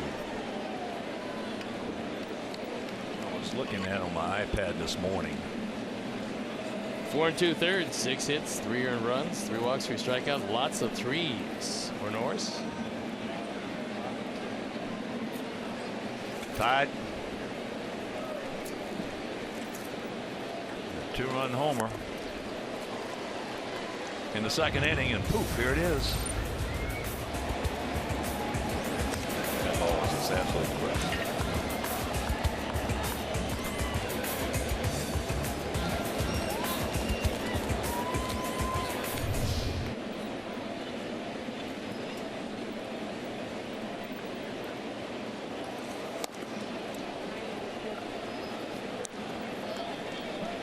was reading this email somebody sent me this morning, and I thought about you, Steve. What they're doing, I'm trying to find it. Trying to find it in the break here. They've got a council they're putting together on young pitchers and how many pitches they should allow them to throw. Well, I know they've done a tremendous amount of research on it, but here's the thing that I have a hard time understanding. Well, let me finish what I was going to say. Okay. Here's what I'm thinking. If those guys that the ones that sent me the email, you're out there listening, I know. So if you wanted to find somebody, you ought to take somebody like Steve Stone and have him be an advisor to the people doing this research on the young pitchers, because Steve went through it. He was a hard thrower, hurt his arm, came back and won 25 games. But what I don't understand is our guys in this generation of players are definitely bigger, stronger, faster, and quicker than ever before in the history of the game. And so if they are, and we know that they are because you look at Olympic times and distances and how far they throw things and how far they can jump and all those things that are greater now than they've ever been before. It just seems to me years ago when they had a 4-man rotation and the guys weren't as big, weren't as strong, weren't as quick, why were they able to go 300 innings and hold up? I mean, there was some very long careers for guys throwing 250 to 300 innings a year. Now they're backing them off, throwing less innings and getting more injuries. I don't understand it. As he gets it, we'll continue with that after the inning. We're halfway home, leading 3-0.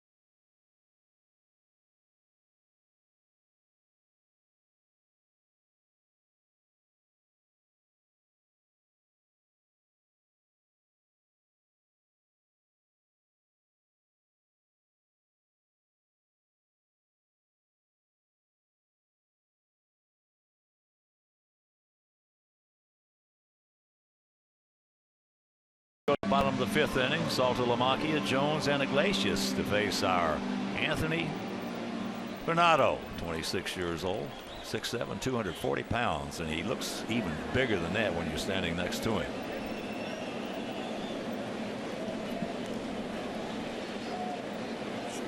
Well, I found that email. That's from the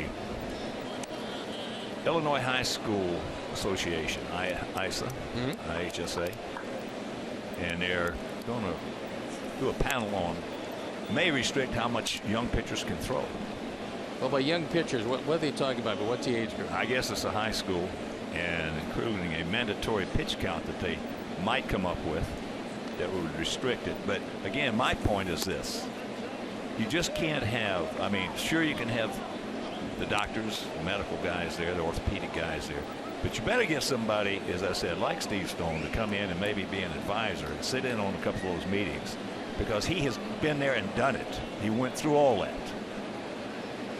and has a good feel and grasp on the history of this game because the gold standard used to be 300 innings. Yeah, that we're not going to see that anymore. Never again. No. And then it dropped down to 250. Then it dropped down to 200. And that's where it stands right now. But not many guys are going to get 200. No, and when they do, the oddity is many of them go into the postseason and they're just plain tired out. The ball hit hard, but foul. Well, I think one of the big things, Hawk, is that I think maybe they're throwing too many different pitches at an early age. I mean, they see us talking about cutters, see us talking about splitters. They see us talking about various types of changeups where you might turn your hand over, or, you know, there's a lot of different pitches that are thrown. And if they're thrown a lot before the arm is developed, that's when I think you have some problems. So the dreaded leadoff walk, that's what got him in trouble last night. Second time he's walked Sal Talamakia. So here is Jacoby Jones, who's been in the plate one time, hit a hard comeback or two. Anthony, this is major league debut. Well, the whole thing with me is what you just touched on. I have told everybody that I've been asked by a lot of coaches, a lot of parents about young pitchers, young hitters, that to transpose that over into hitting. The biggest thing I get from parents is my son's afraid of the ball. What can we do to help him? Well, I can't name you 5 major leaguers that don't have some kind of fear at the plate. Can't name you 5. But they learn how to compensate for it. And that's what the youngsters, that's what the parents have got to tell them. Because these kids think big leaguers are fearless. They think they have no fear to play. Well, that's not at all close to the truth. So if they understand that, then they can have a better chance of compensating for that fear to play. Pitchers, to let them throw, these youngsters throw curveballs and sliders at a young age, you got to be an idiot. Well, that's what happens. I mean, you're using pitches that it takes a developed arm to throw. High pop up.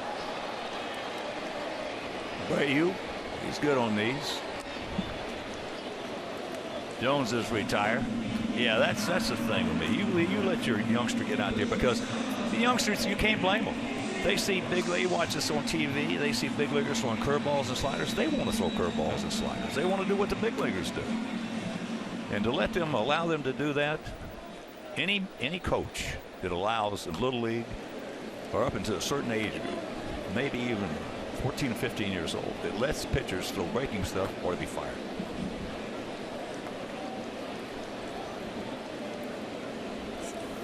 They've got that surgeon, orthopedic surgeon down in Houston. I was reading a story on it. That's all he does all summer is operate on kids 9 to 12 to 13 years old and give them Tommy John surgery. Yeah, that's amazing to me.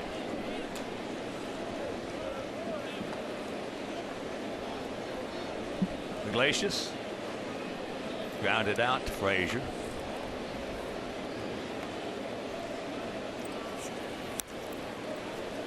And the count 0-2. Well, I had a long discussion with Joe Madden, who obviously is doing a great job with the Cubs. This is when he was with Tampa, and I said to him, why do you guys raise so many good pitchers? We know it certainly isn't because you're spending a great deal of money to get them. And he said, my pitching philosophy is I want to teach them 2-seam, 4-seam fastball, both sides of the plate. Then I want to teach them a straight change second and a curveball third. Only then. And these are developing pitchers, but they're older. He said only then, if they can't get people out with those pitches, will I talk about the slider and last the cutter. He said because his belief was that the cutter takes away velocity. And so, but he wanted, I thought it was interesting, the fastball and a changeup second. That's into short right field. Tyler said, well, you and I grew up with that. You and I grew up with the best pitch in baseball is a well-located fastball. The second best is the changeup. That's what you and I came up through this game all our lives with. Well, you saw how many pitchers in a 4-man rotation went number 1. I mean, you know, look, we know the day and age of specialists are going to preclude many complete games. So that's fine. We could understand that because, you know, you get your 7th inning guy, your 8th inning guy, your 9th inning guy. That's fine. But it seems like pitchers just run out of gas pitching well before they should with the size of the pitchers and the training programs we have. Alan Thomas, a wonderful strength coach. Hermie and his guys are terrific. And these guys work out all the time. It just, one doesn't go with the other. Working out more, better nutrition, better workout habits, and everything that you have in the major leagues these days, and you have access to, and more injuries. It just doesn't seem to coincide with one another.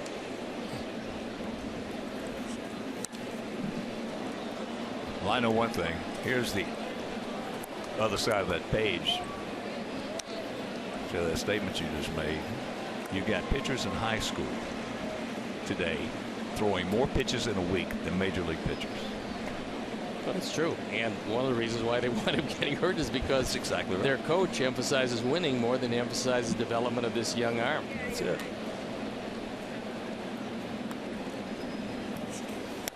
That's up high. Kinsler has fouled out to Narvaez and going out to left field. Ian Kinsler, 33-year-old veteran. Oh, what great shape he's in. Good pitch. He wanted it in there. He got it in there. He got it in the Tiger dugout too. When he's looking for it, you can't shoot a 30-30 by Kinsler. No. Boy's a little fortunate this one. Look at those short arms. Yes. He can hit with them. He can hit. Good fastball hitter.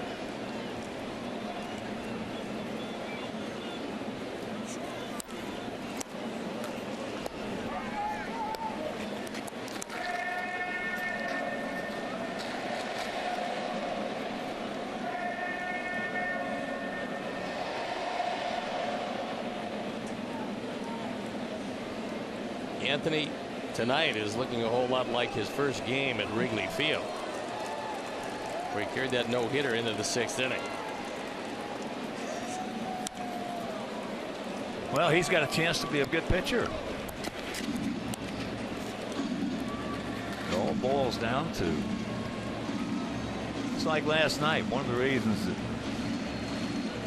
Shields had a good outing was he could get the curveball over most of the time when he had to. That 3-2 curveball he has with Martinez. A couple of real good curveballs in big spots. Outfield straight up, spread out. That ball's hit deep.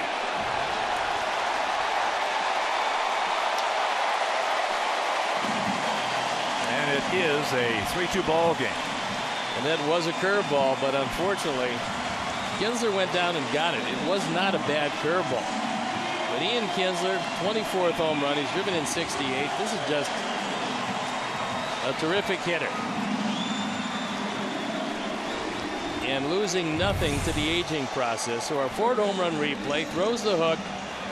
Doesn't have as much bite on it as he would have liked. And Kinsler takes it out. And just like that, it's a one-run game. So here's Collins. He's 0 for 2.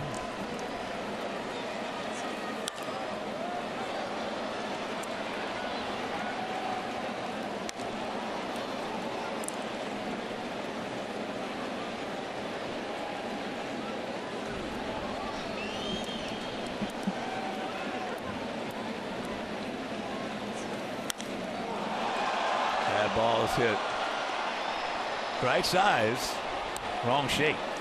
I was talking with Ian after the game last night. He said he just feels great, you know. And one thing about it, as we talk about, as long as you can cover the fastball, which he can do that, you can hit in the big leagues. Because you're going to get your occasional rolling curveball, the one that doesn't bite. Good effort by Tim. Meanwhile, that'll bring up Cabrera.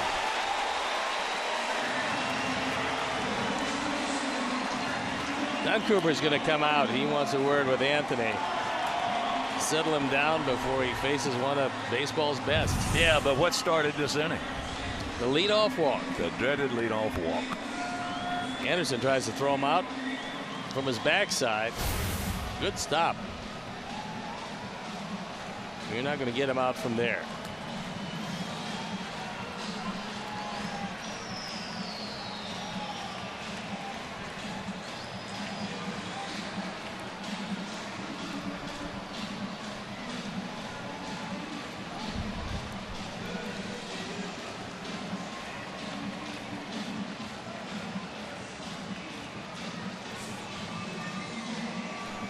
started out very strong, and 24, and now the 24th on the way to Cabrera. He's 0 for 2, a grounder to hard hit grounder to Anderson, and then a soft grounder to Frazier. But I was getting ready to say, the more this guy sees you, the more dangerous he becomes.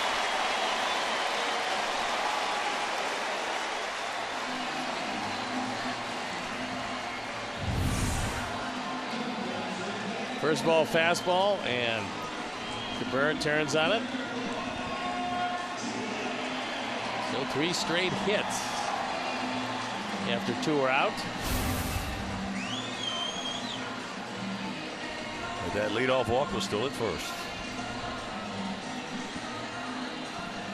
And here comes Victor.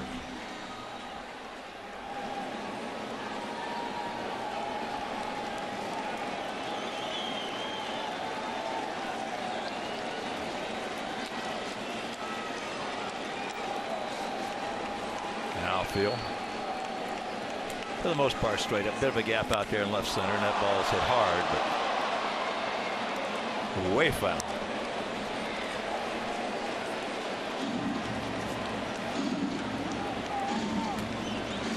Matt Albers loosening in the pen.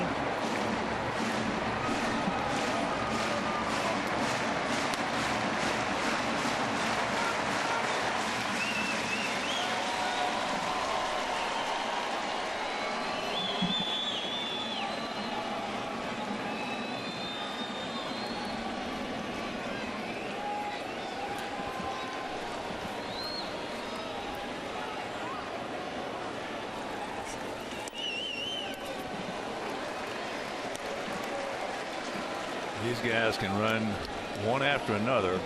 Dangerous guys up there that dish. Well, Victor coming in had a career batting average against our Sox of .332, and you see with runners in scoring position, .330.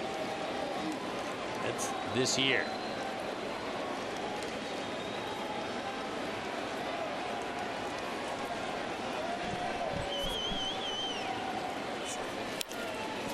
Well, that's one reason they signed him. Re-signed him, I should say, because you didn't have him. Now, JD would give him some protection, but not like Victor. And that's a mighty threesome. Cabrera, Victor Martinez, JD Martinez right in the middle of his lineup. Well, the only threesome that might be more potent is sitting up north of the border. And the guys we mentioned are hitting 1, 2, 3 with Toronto. That's right. And then Encarnacion's going to be a free agent. He's picking a good time to be a free agent. He's dangerous. Ooh, he's dangerous.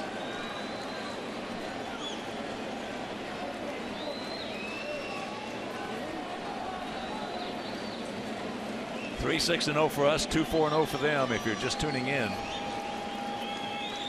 2 on, 2 out here in the bottom of the 5th. Pops him up. But the 2-run homer by Ian Kinsler, not a bad pitch at all, a curveball down, and we still have a 1-run lead.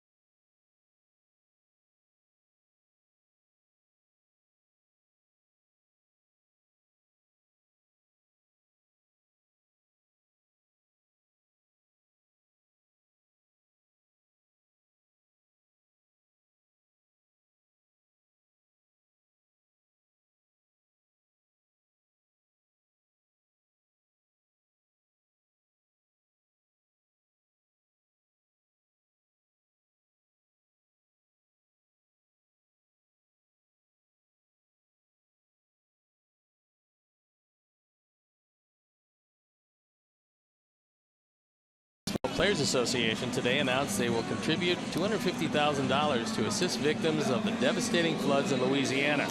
The American Red Cross will receive a $125,000 contribution, and the Baton Rouge Area Foundation and High Sox for Hope will each receive $62,500. Many MLB players have actively raised money to aid the relief efforts, including Anthony Renato, tonight's starting pitcher of our Sox.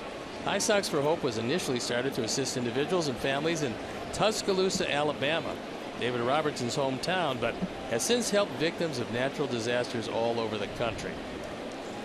And we get a new pitcher in the ball game, Bruce Rondon, hard-throwing right-hander. On for the 24th time. He's 4-2. His ERA .391. Here's Avi. Avi 1 for 2. Narvaez on deck. Saladino in the hole.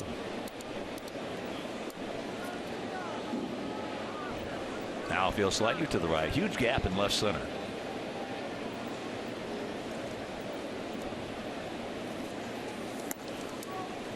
Bad breaking ball.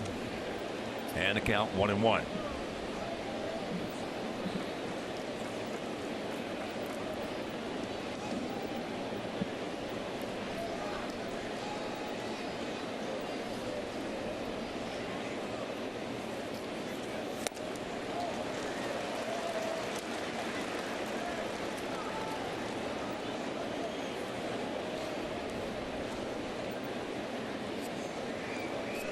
Daniel Norris goes 5 innings, gives up 3 runs on 6 hits, walks 3, fans 4.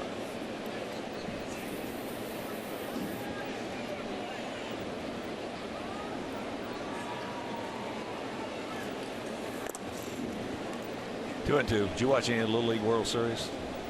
I didn't, but it looked like it was pretty exciting. It was. First time in 5 years we won that. But the point I was going to make was some of those kids pitching had as good a curveballs as you see in the big leagues. Well, that I've seen in the Little League, and a lot of most of kids throw. It's just a Tommy John waiting to happen. It is that. Takes it up. Jacoby Jones. 1 out.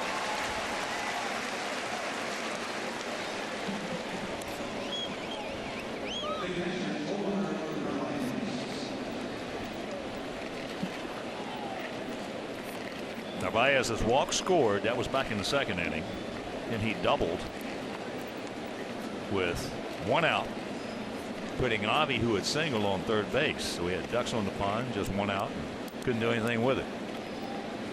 Last night we had multiple opportunities to do something, couldn't do anything with it.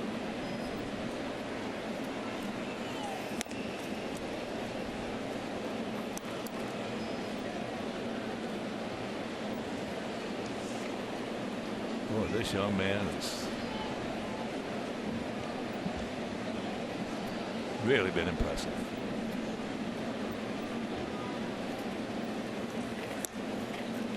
Not just with the lumber, he's been impressive with the leather too. No, that's one of the great things. To me, that's priority number 1. Handle your pitching staff, block low pitches, throw out the occasional base runner who tries to steal, and then if you can hit also, that's a big bonus. Well, you say block the pitches. That you were lucky in that respect. You had a guy that you were on 3-2 or not with a man on 3rd base. We're not afraid to throw a curveball. Yeah, Rick Dempsey could get it done.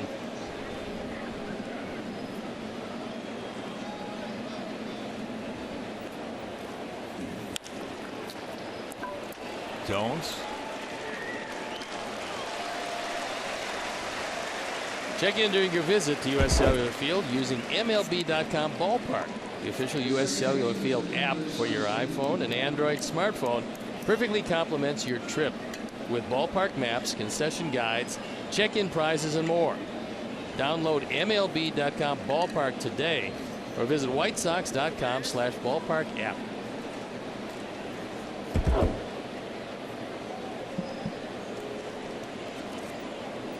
Here's Tyler, a double and a pop-up to short right field.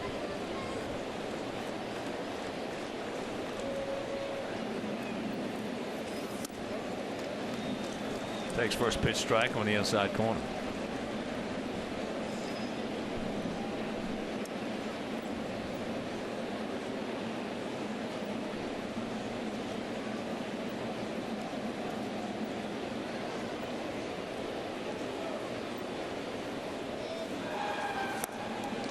Oh, 0-2. Chris Sale tomorrow against Justin Verlander. Make your plans to be with us. 12:08 Central start. And that game will be right here on Comcast Sportsnet. Rondon, a big guy at 6'3", 275. Quick pitch. Was that? He was able to foul it off. Not a bad idea. I don't know why more guys don't do that. Yep, we saw Frankie Rodriguez last night do it to Adam Eaton. Got a big first out in that first inning. But Rondon, when he grew up in Valencia, Venezuela. Felix Hernandez hometown. They told him he wouldn't allow to pitch in Little League. He threw too hard. Yeah. He was scaring the kids. But he played in the same Little League with Salvador Perez. There was a couple of very big guys. Whew. Even though they were small guys, well, they put out some great players. They did not go. Valencia, a beautiful little town on the interior. In the interior. For a while in Venezuela, the Astros had an academy, and they kind of had a corner on the market, getting some wonderful Venezuelan players. And then everybody realized there's so much talent down there, we can't let them dominate everything. So they started putting academies in, but there's been some great ones.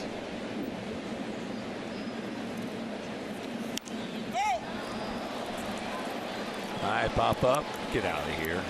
It will. Well, we had a few in White Sox uniform that were pretty good. A guy named Chico Carrasquillo, a guy named Rui Aparicio. Venezuela there for a long time had the market on shortstops.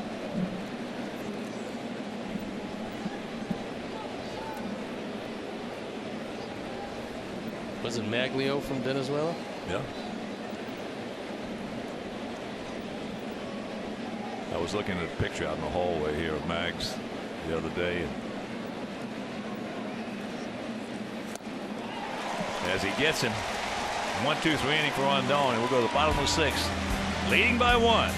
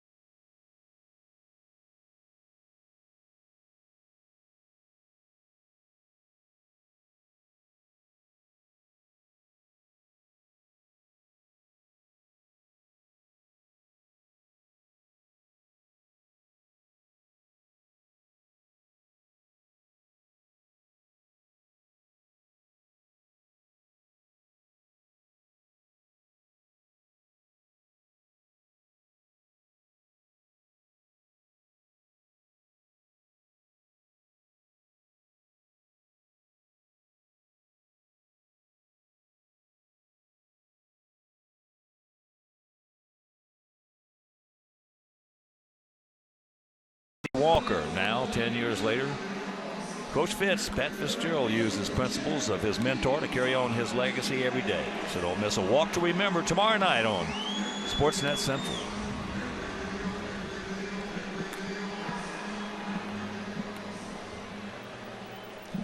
We lead at 3-2 here in the bottom of the sixth.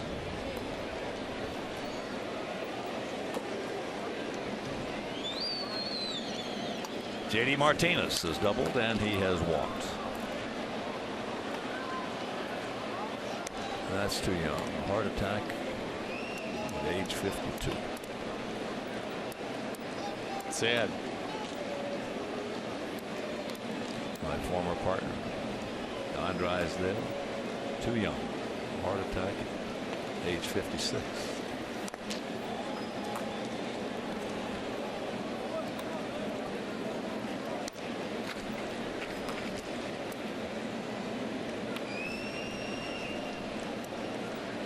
Oh, and 2 the count.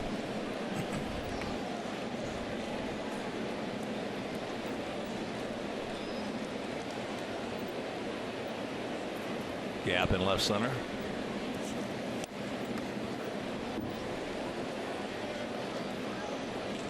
He tried to throw a slider, and that one just backed up on it.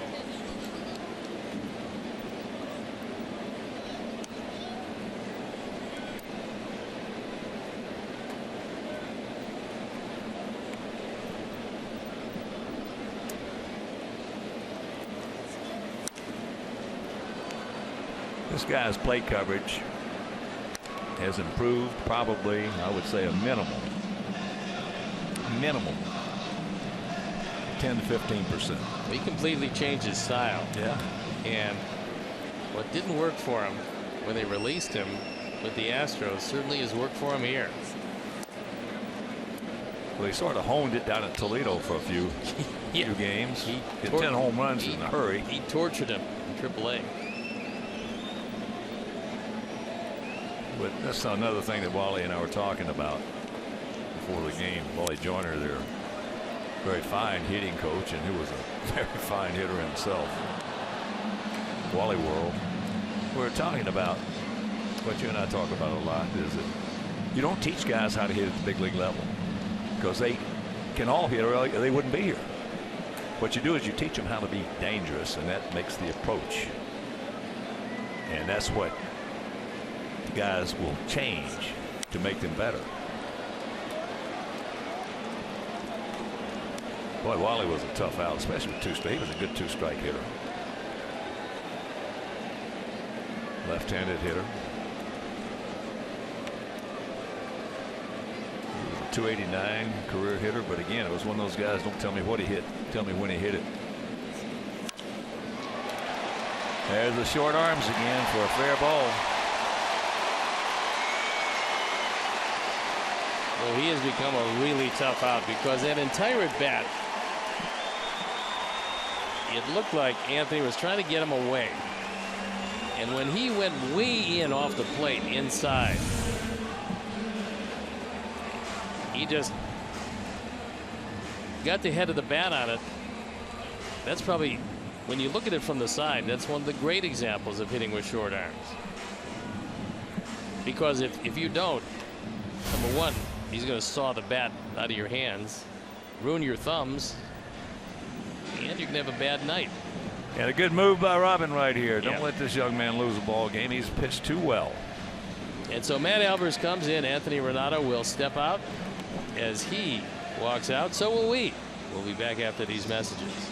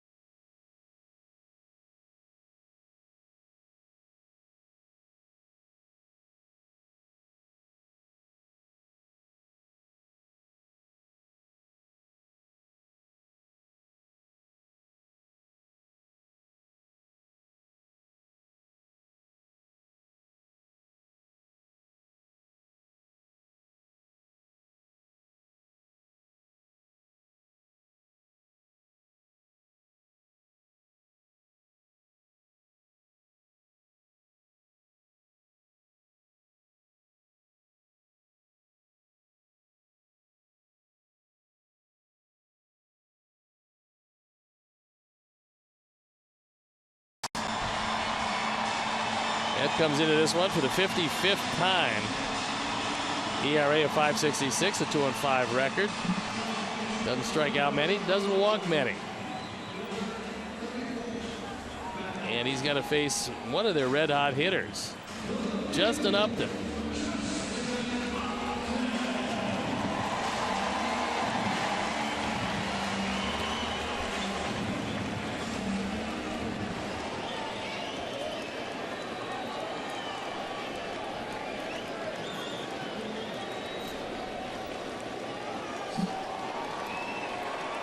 Justin is 0 for 2, a hard grounded to short, and then he just missed one, a deep fly to left center. Yes, he is swinging the bat.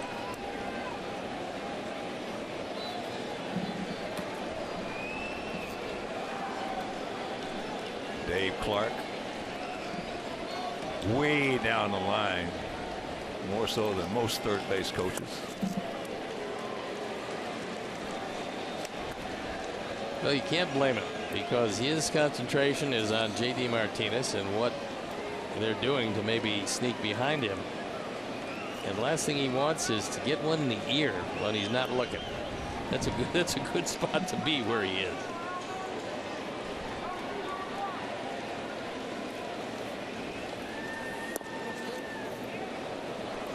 And the count goes to 1-2.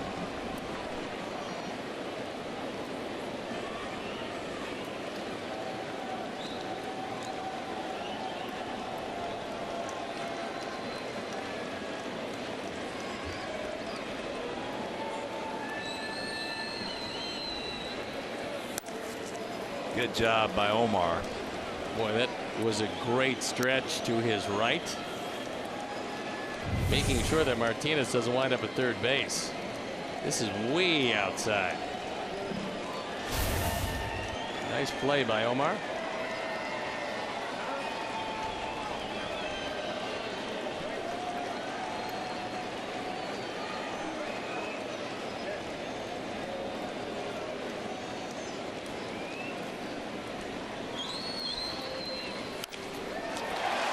There's some more short arms right there, and this ball game is tied.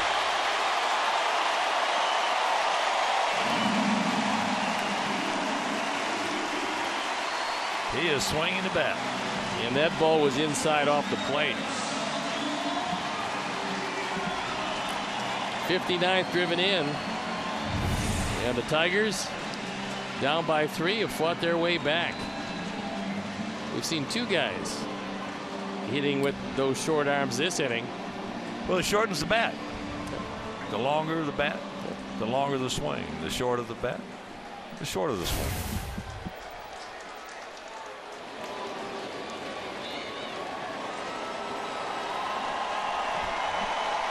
Got the shift on for Saltalamacchia. Anderson, the first base side, is second.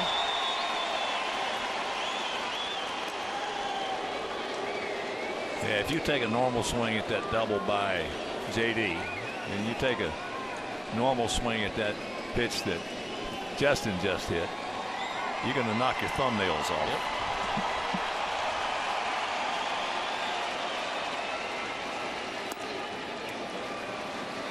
Well, if you're going to get it down, you better get it down and away, way away.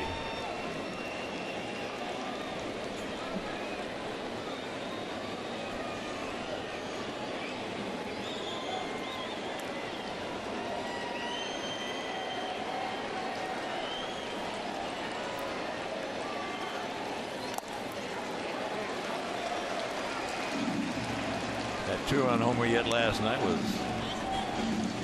wheelhouse.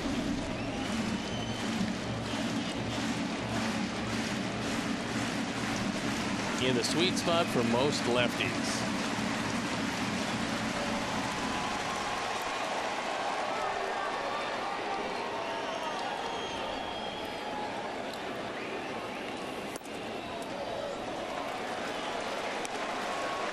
Three and 0.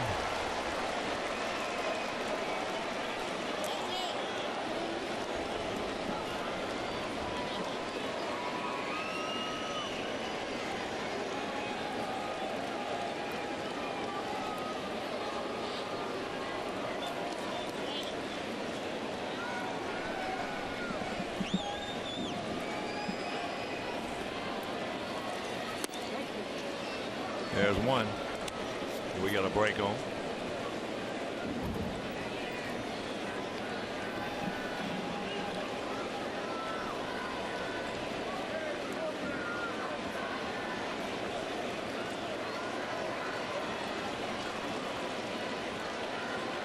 There he goes.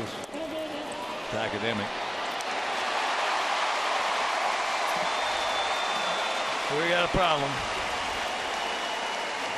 Albers gives up the hit, the walk. And here comes Jacoby Jones, 0 for 2 in his major league debut.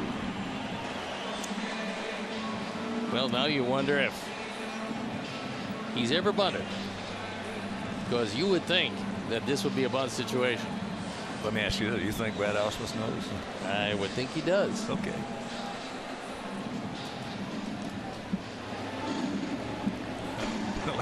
He may have made a quick phone call. Hey, did that guy ever bunt down there? You better. I know you're playing, but get back to me real quick, because we got a situation here. Fakes the bunt. Well, it looked like it just right there. It looked like he had decent technique. If you're going to do that, though, I mean, this is a situation where if you are going to bunt, you're not bunting for a base hit. So square around, get the bat out there, lay it down, and make sure that Todd Frazier fields it. Well, 95% of the time you're right, but there are some guys really who bunt better for exactly. where they're dragging it. Yeah, exactly. But that's the small percentile.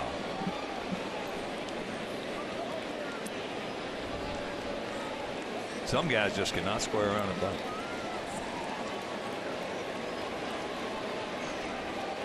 Well, judging by that last attempt, he hasn't bunted too much. No.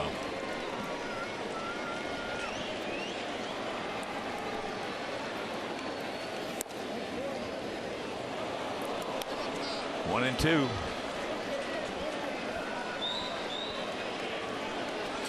But again, this is when managers have to manage. Coming into September, where every game is going to be meaningful, and you've got problems with your pitching staff, and that's going to put him ahead on his first major league hit. And it's a 4-3 Tiger lead, and still looking for more. Well, the failure to bunt allowed him to go down out of the strike zone and drive that ball into right field, accomplishing his first major league hit, his first major league run batted in, and they tossed the baseball out of play. His parents at the game, and he just guides this one into right field. That's a good approach right there that he made on that pitch. And the reaction of the family. Wow. Told him my son couldn't bunt, but he can hit. And here comes Coop. Ted Barrett, crew chief, goes over to congratulate him, which is nice. That's quite a spot.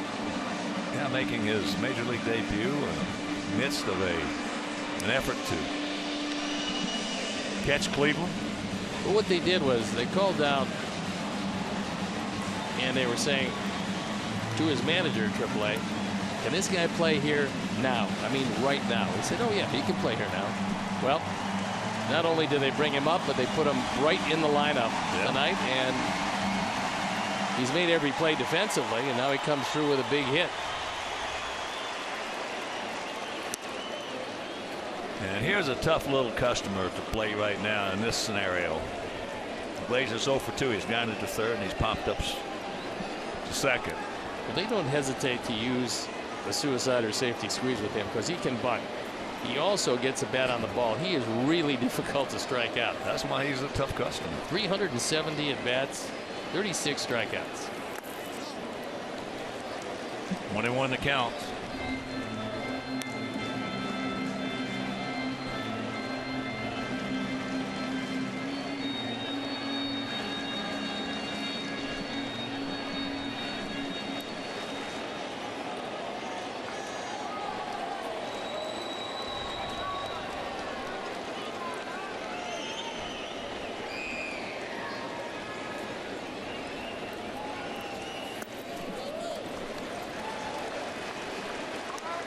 Well, they've got a good manager down there in Toledo, Lloyd McClendon. Yes, he is. If Lloyd told him he's ready to play up here, he's ready to play up here.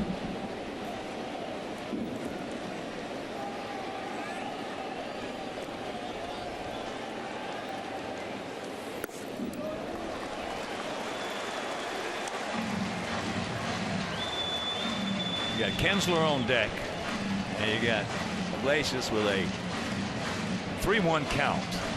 The Ducks on the pond, nobody out, and a 1-run lead, and this is a blue plate special if you're Detroit.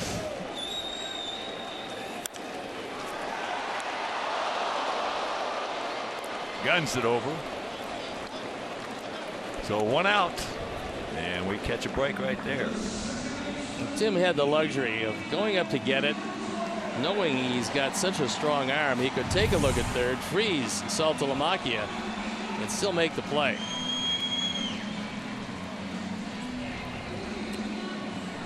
So here comes Robin. I'll tell you one thing about Tim. From what we've seen so far, there's not, with all the great shortstops, young shortstops we got in this league, none of them have a better arm than he has. No, and I think it's really wonderful how much he's improved from spring training till now. Matt Albers will depart. We'll step out. Be back after these messages.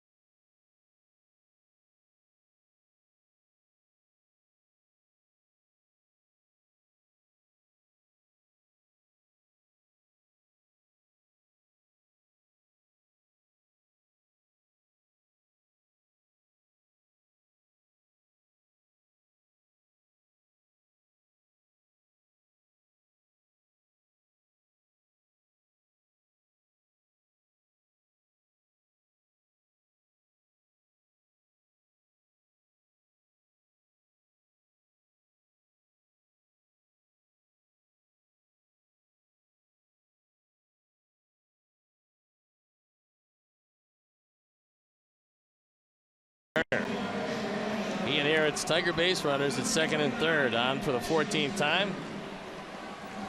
1-2 record. ERA just below 8.5.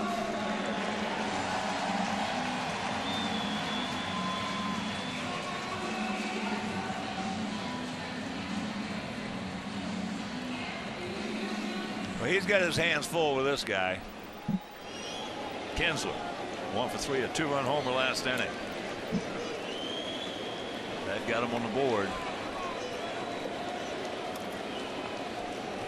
And field for the most part halfway.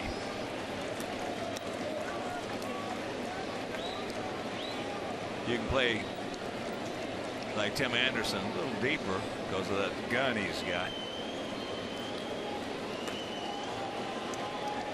He could actually back up a couple of steps, yes, because Saltalamacchia can't run. Yes, he could. You only play in commensurate to the speed of the runner. Yep. And then all of a sudden, next factor is what kind of arm you have.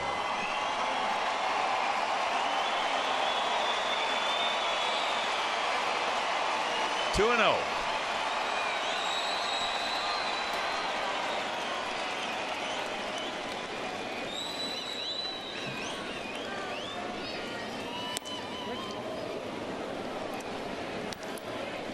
Jacks it up, takes a strike. Tyler Collins on deck, and you might just want to really be careful with this guy at the plate right now. Hope that Collins would decide to hit into a double play. You don't have to face Miguel. I know what you and I would do.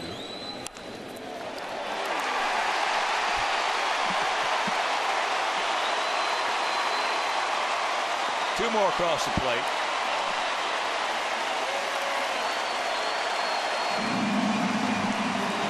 Yeah. Might want to be a little careful with him. Well, he's driven in 4 tonight. He now has 70 driven in, and bear in mind that only one game all season did he hit anywhere but one. So he reaches down, just as he reached down for that 2-run homer last inning, and takes it down the line. They'll keep playing close to the line, holds him to a single, but the damage is done. 6-3 they lead it.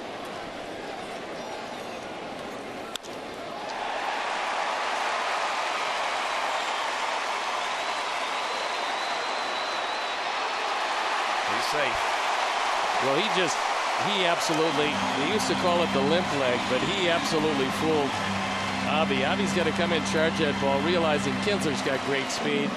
That was a real veteran move, as he looked like he was going to pull up around second and then turned down the jets and made it to third. Base hit by Collins.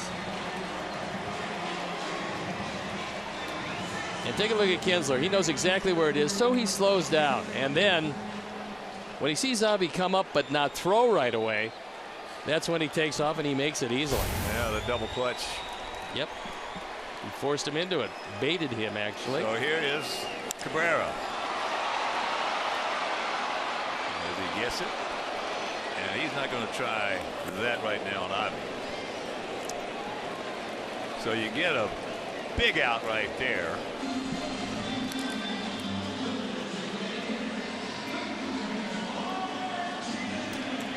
Two down, and here comes more trouble. Victor.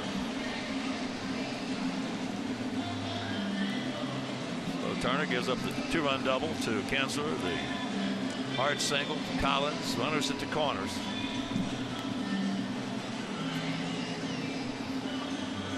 Boy, since April, when we had the best bullpen in the major leagues for the month of April, our bullpen has really struggled. It has that. Well, the loss of Patriska was really big. Really big. And Putnam. Yeah. I mean, at times when, certainly when Zach was right, that splitter was good and he was very good.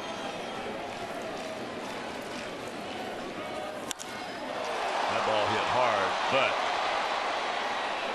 we got a man there. It's a hang whoop 'em for Victor, but they come up with a big 4 spot and they lead at 6-3.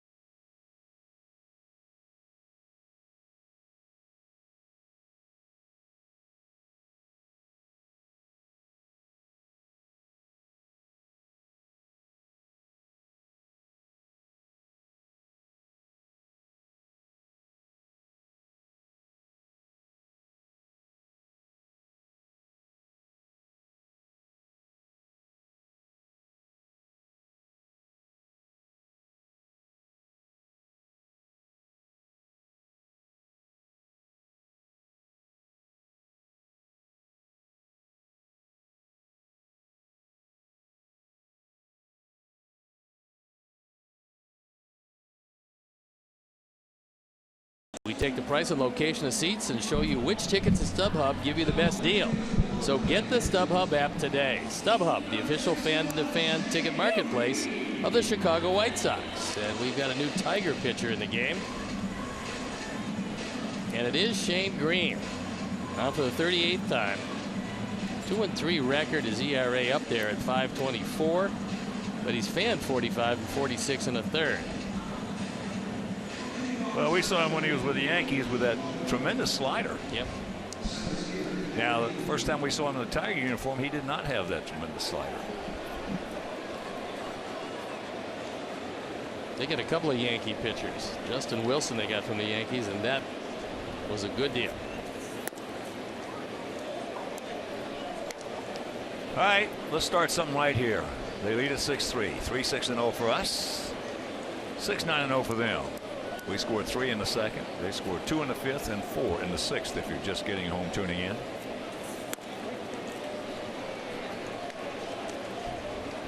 Adam is 0 for 1 with an RBI. He also has walked twice.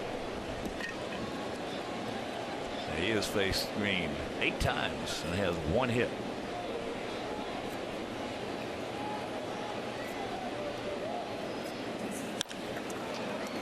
Make it 2 hits. And 9 times. As here he goes. Here's the throw. Safe.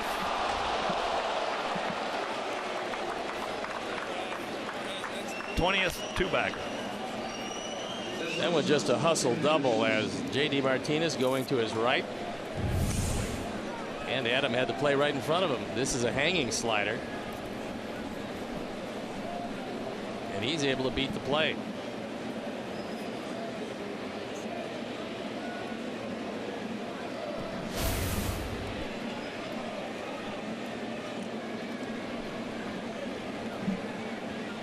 Here's Tim. He's 0 for 3. He's due.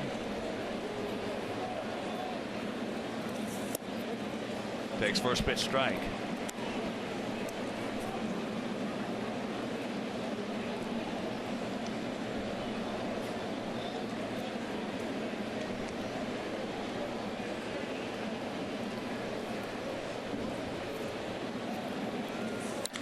That ball hit into left field for a base hit. Oh, it caught off the end of the bat, so they will hold. Now Timmy on his way to second base. He saw the throw. That's just good baseball acumen there. A bad throw by Upton. If you got the speed of Tim Anderson, all you do is round first. Take a look at the angle of the throw. When you see it's a rainbow, and this is another high slider, by the way, that pounded into left field. So he saw the angle and realized that there was no way that Jones could cut it off. Then he just trots into second base. That's just good instincts. So that's a single. Second on the throw. J.J. Shearer's picked to click. And here's Melky with Abreu on deck and Morneau in the hole. Sean Green trying to get his head clear out there.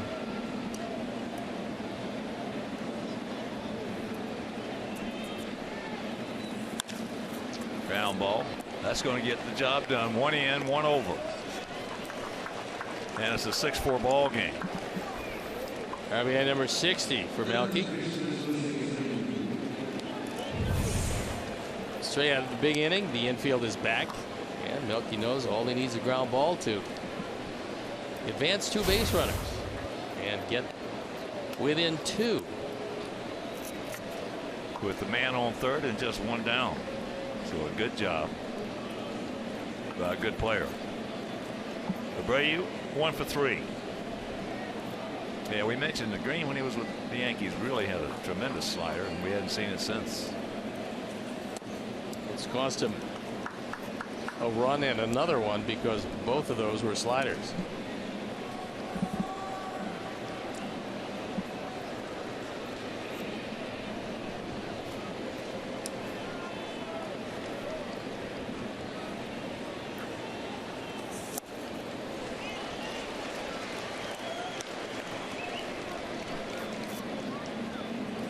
Three for 9 career-wise against Shane Green. A homer and a triple included in those.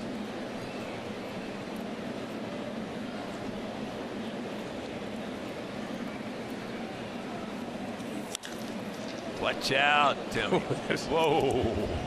You don't want to catch that one off the ankle or the shin.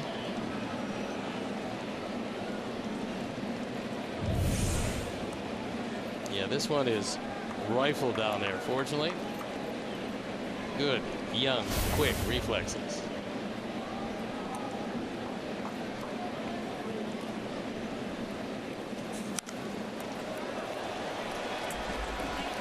That's going to be back on top of our dugout. Good one-handed catch by one of the fans on the Carroll. But the count 1-2.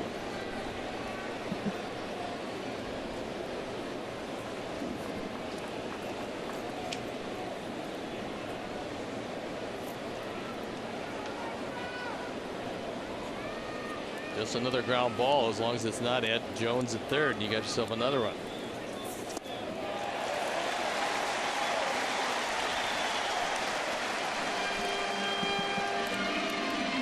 Two down. That's that slider. And that wasn't a particularly good one. That was over the middle of the plate. Yep. Got away with it.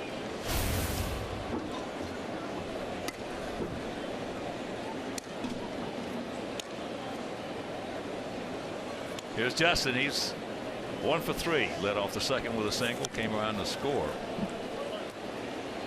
on the long 2-run homer by Todd Frazier.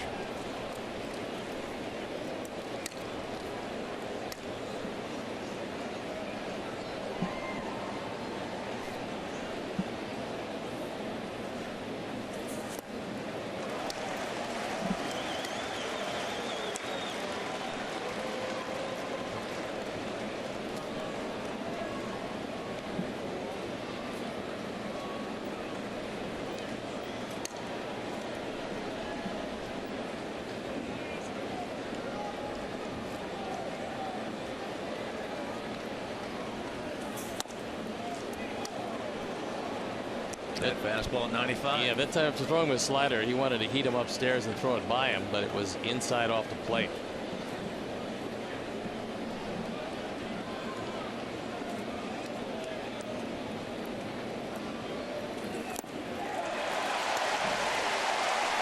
Well, we drop another opportunity. We had another one back in the fourth. Man on third, less than 2 out. Couldn't do anything with that.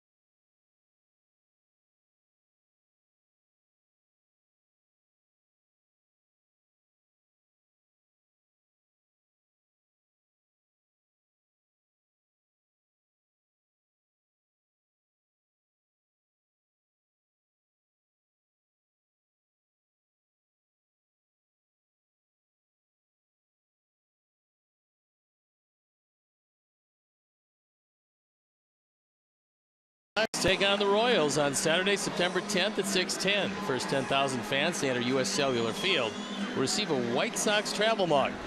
For tickets, visit whitesox.com.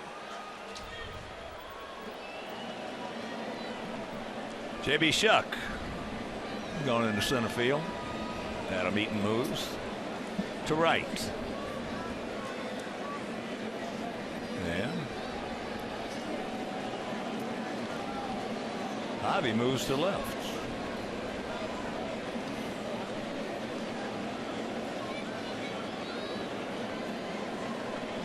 Hope Melky's okay. We'll find out. I know it. That's what I'm just thinking about right there. Here's JD. He started off last inning with a double on a good pitcher's pitch. He just beat him on it.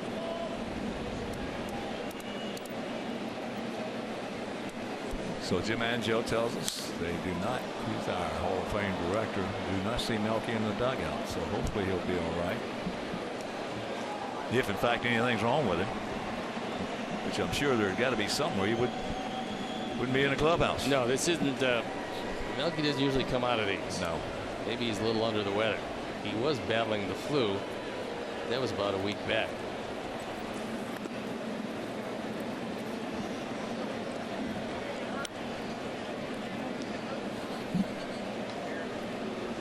JD 2 for 2, 2 doubles, a run scored, also has walked.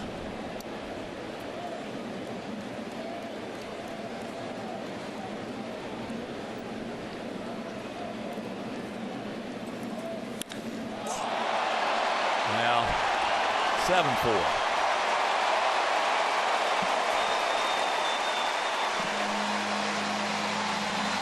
He's getting to the point where you make any kind of mistake on him and he's going to punish you. 2 doubles, a homer, a walk, 2 runs scored. Well, you got Miguel Cabrera, you got Victor Martinez, and right now the best hitter, and you got Ian Kemps. The best hitter in the lineup is JD Martinez. There's no doubt. Ford home run replay. This is going to be a breaking ball, but before it breaks, JD hits it out. There you can see he had a little more extension, a little longer arms, because he had time.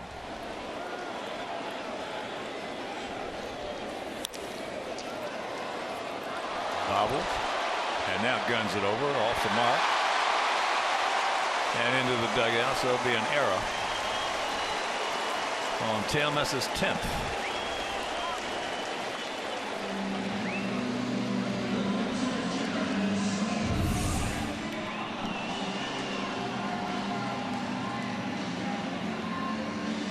Could be 2 errors. There could be 2 errors because he bobbled the ball and then threw it into the dugout. Make it 11 errors. Yeah, unfortunately, you pick up 2.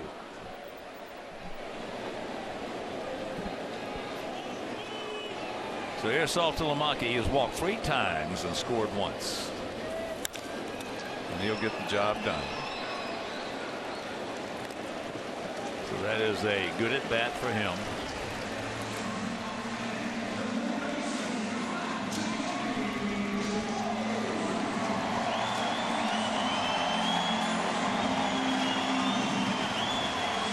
Just like we promised you earlier in the game, it's Miller time, brought to you by Miller Lite. And here's our Miller moment, and it is hit number 1, RBI number 1 for Jacoby Jones. In front of friends and family. It helps set up a big 4-run 6th. And that was a big hit in a big situation. It was. And it was a good pitch. Pitcher's pitch. That was impressive. Sir. Infield in.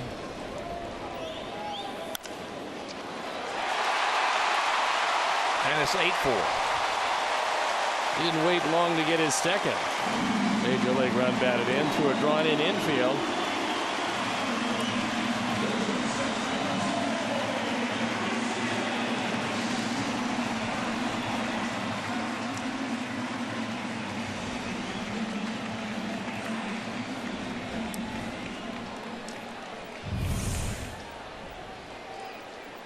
The disadvantage of playing the infield in.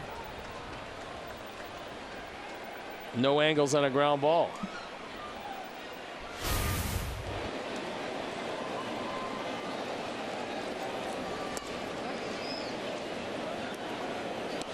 Strike to Iglesias, who is 0 for 3. 8-11-0.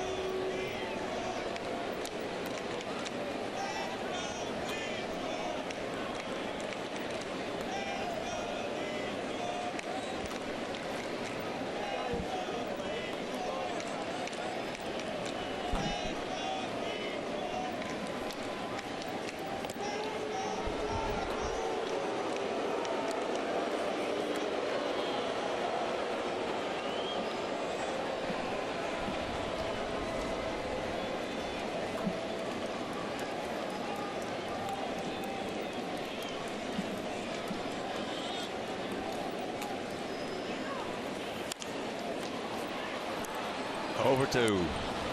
Guns over. Good turn right there by Saladino. He put everything he had into it, but 2 more across the board, and they lead it by 4.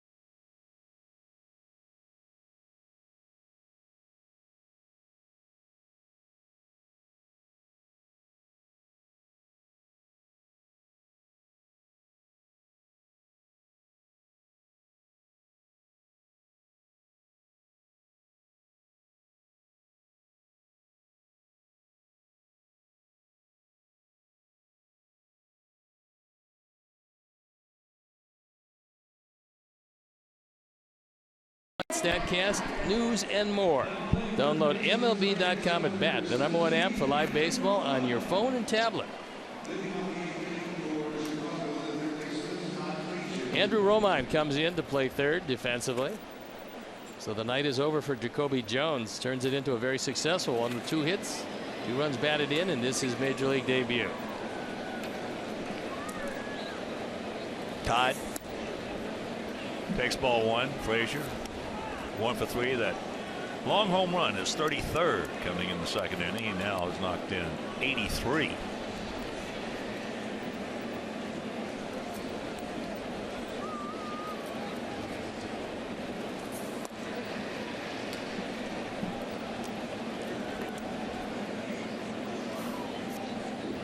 Brayu second with 73 RBIs.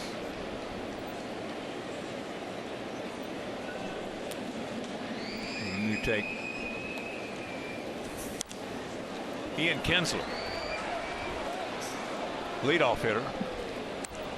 He's got 7. It's, well, he's special anyway, but leadoff hitter all year long. 70 driven in.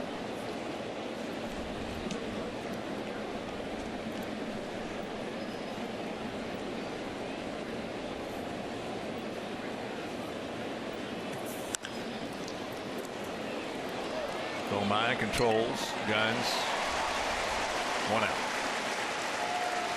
Well,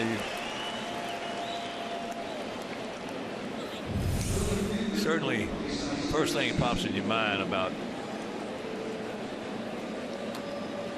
this season, the way it's gone, and up to date right now, is that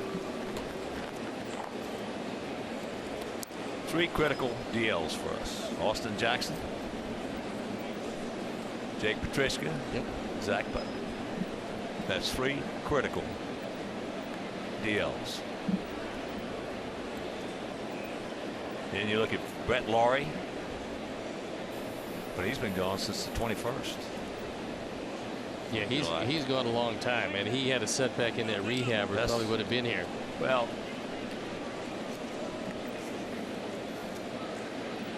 the energy he brings to a ball club is unparalleled to me. I mean, I've seen a lot of teams in 56 years in this game. I've never seen anybody with more energy than he brings.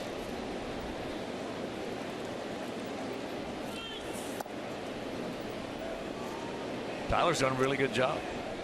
I think he's done a terrific job. Yeah, he has. But I miss that energy that Brett Laurie brings. That's something special.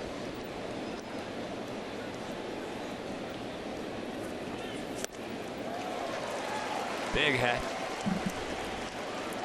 Ivy's 1 for 3.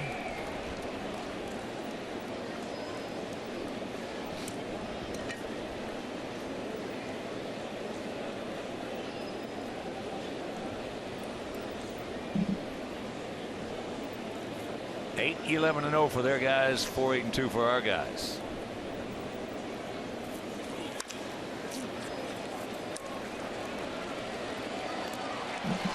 Got to try somebody else. That guy at shortstop's too good.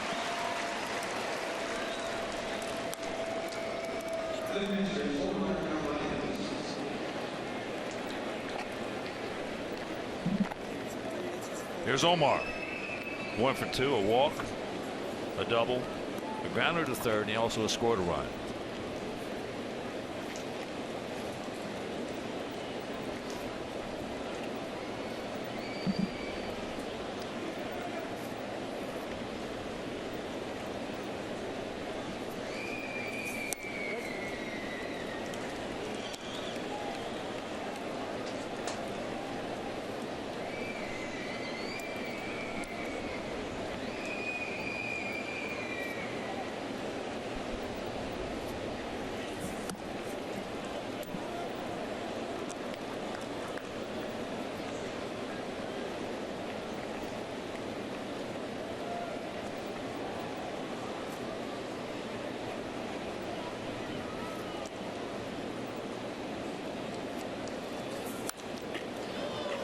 Good rip, fouls it back.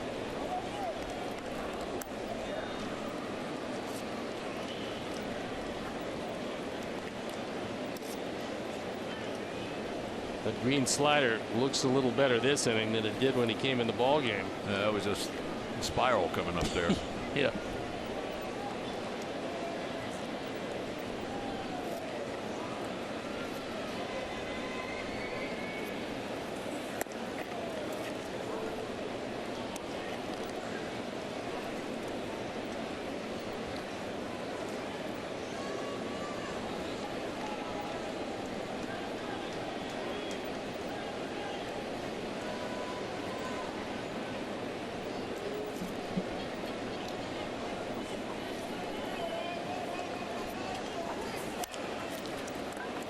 There's a little slow grounder, and that is a 1-2-3 inning. We'll go to the bottom of the 8th, trailing by 4.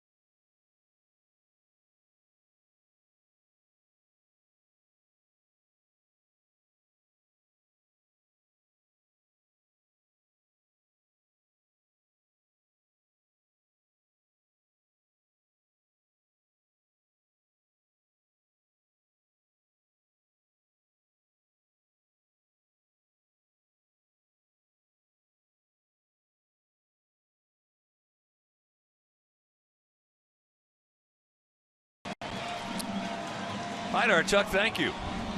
We're in the bottom of the 8th inning here in an 8-4 Tiger lead. Second of this 3-game set. The finale tomorrow afternoon. That'll be a marquee pitching matchup. Chris Sale against Justin Verlander. That's a 12:08 Central start. And we'll have it for you right here on Comcast Sportsnet. As here's first pitch strike to the leadoff hitter, Ian Kinsler, who has a 2-run homer and a 2-run double. 24 homers and 70 knocked in for a leadoff hitter is not too shabby.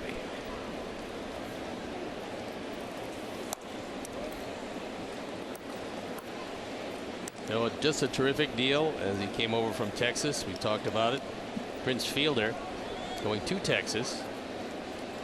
Unfortunately, Prince's career has come to an end after his second of 2 neck surgeries. And, I mean, one thing about Prince was when he was on the field, not one time did you ever see him dog it. No. He played. I love to see him play. He played as hard as he could all the time. I love to watch that man play baseball. I told him that. I said, Prince, I have really enjoyed watching you play.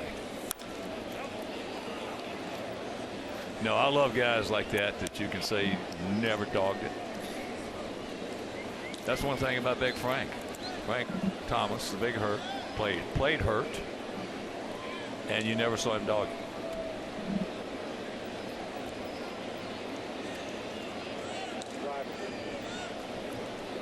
Now feel straight up. In fact, when people ask me about Big Frank, that's the first thing that always pops in my mind, on how he played hurt. And never complained, wouldn't tell the media.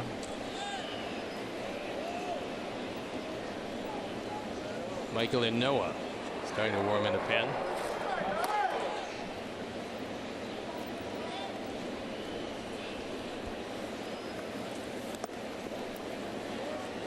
Count evens at 2. Checking some other scores for you. Bottom of the 8th inning at Progressive Field in Cleveland. Tribe leading Minnesota 5-4. Yeah, they were trailing that one for a good portion of the game before coming back. TW, they got it. And Minnesota on the verge anyway of losing 12 in a row. And that's where we'll be going after the game tomorrow at Target Field. Beautiful Target Field, Minneapolis, for a 4-game series. Seattle leading Texas 6-4 in that big ball game. Seattle got to start winning some games. They got beat 3 out of 4 in our place.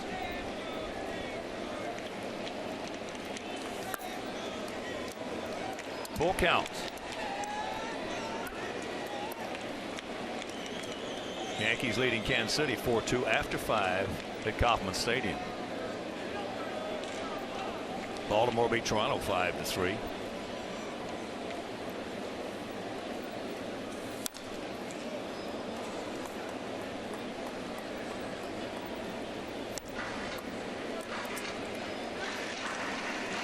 JD checking out Netflix. Or he could be using all the data from tonight's game and how he was pitched and where he hit the ball. Maybe just looking at his swing.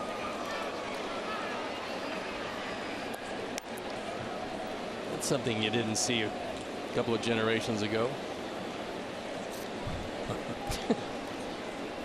We had film. Yeah. And I'll bet you maybe on the clubs that I play with, I never one time ever watched myself in film. Never. As he got him. But I'll bet you that less than 5% of the guys watch themselves on film. You never saw anybody in the film room. No.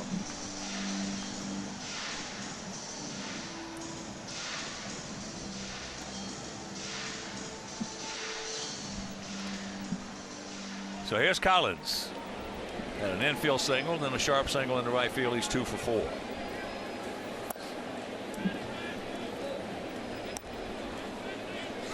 Well, I think you and I both will agree that in some cases, all the information these guys get today, some of it's harmful. They just inundate them with too much. I think you reach the law of diminishing returns when you overload people with so many different things that eventually he just doesn't pick out one thing to do really well. And I think you find out, sure, there's some guys who do benefit from that, but overall the majority of guys are better with the KISS philosophy. Keep it simple. Yeah. Young man, keep it simple, young man. Is that kind of it? Keep it simple, stupid. that works better, I think, for the majority of guys.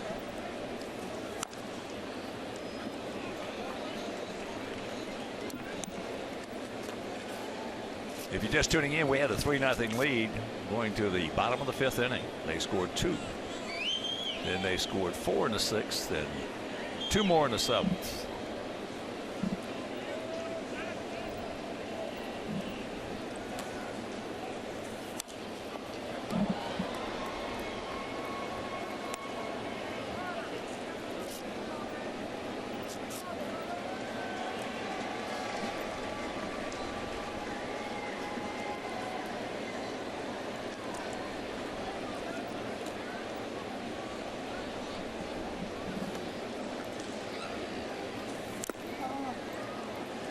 Head right off the top of the foot. It got Omar.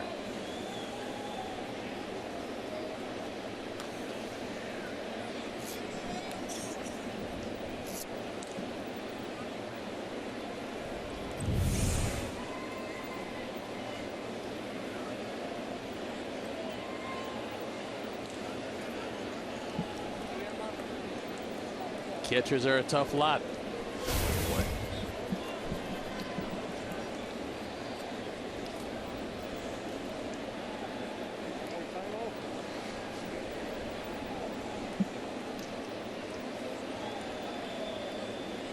Getting late in the game, he's got to close with a rush to get all that done. Well, people a lot of times will be at a whatever banquet, party, outing, and people will say, "Oh, you played all sports. Which one is the toughest to play? Which position is the toughest to play in all sports?" And I tell them, quite frankly, in my opinion, is there's ball 4.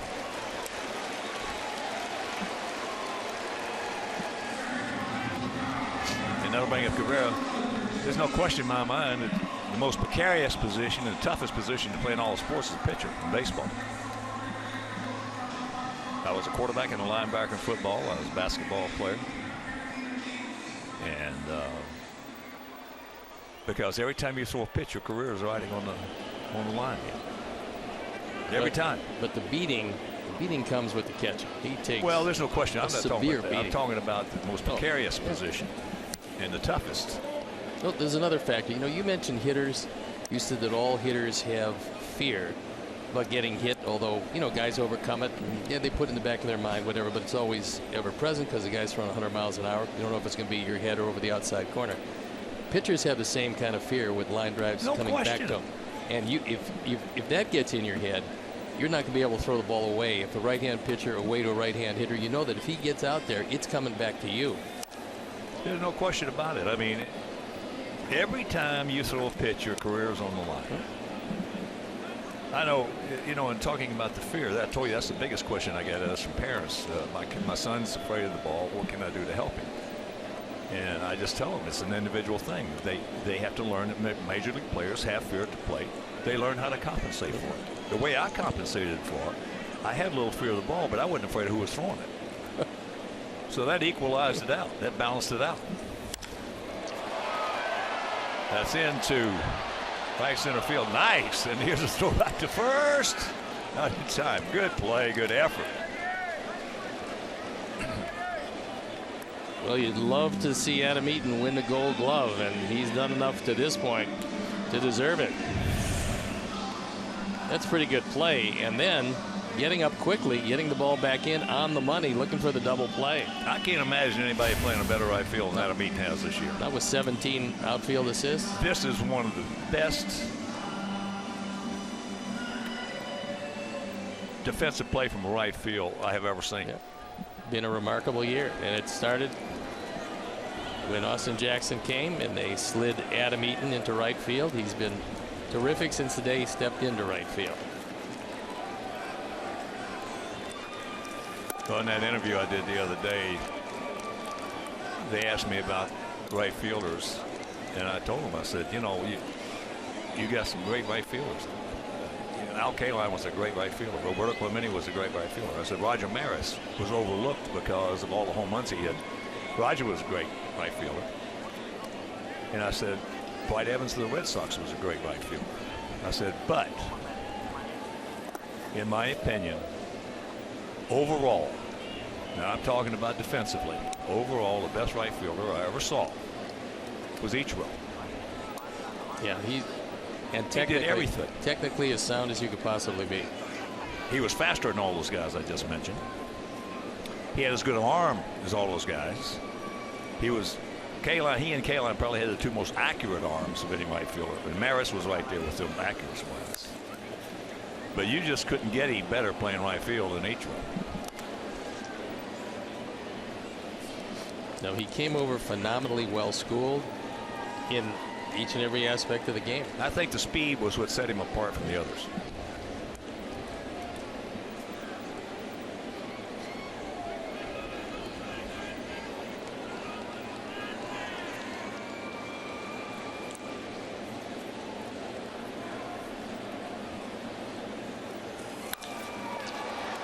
That's right at him. And that's a hang woofum for Victor. And we're into the ninth, trailing big.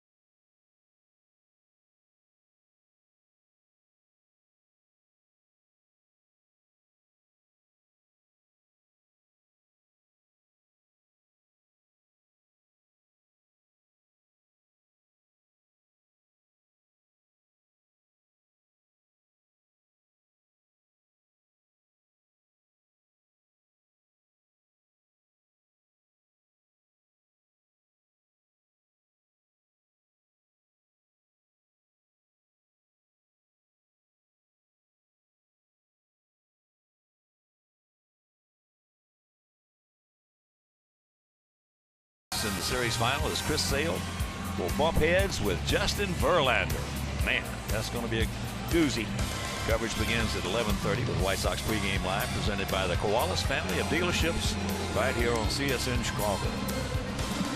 A new pitcher coming in the ball game, and it's Justin Wilson.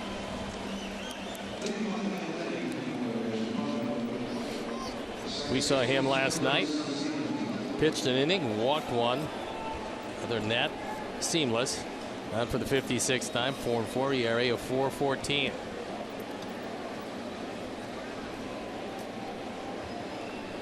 So Sean Green goes 2 innings, started off shaky and finished up very strong.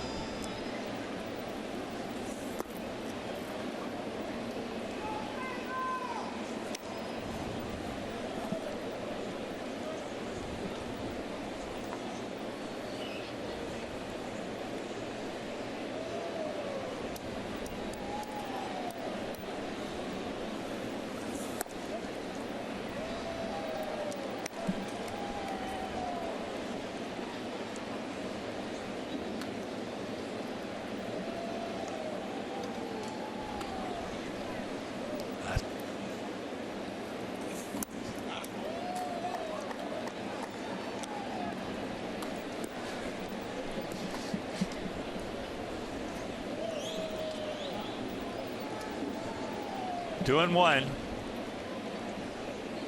Tyler doubled his first trip. He's 1 for 3. Yeah, that should be some kind of good ball game tomorrow.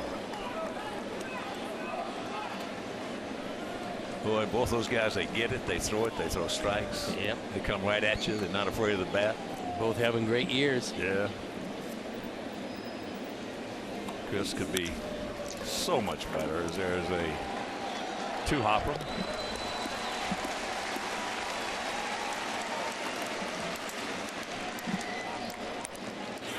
Time now for our Xfinity high-speed action replay.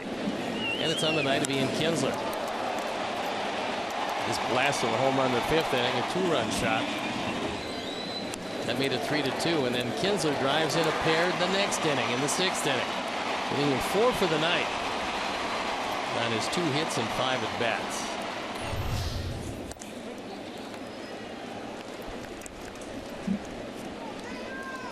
Adam 1 for 2 with 2 walks, an RBI, and a run scored.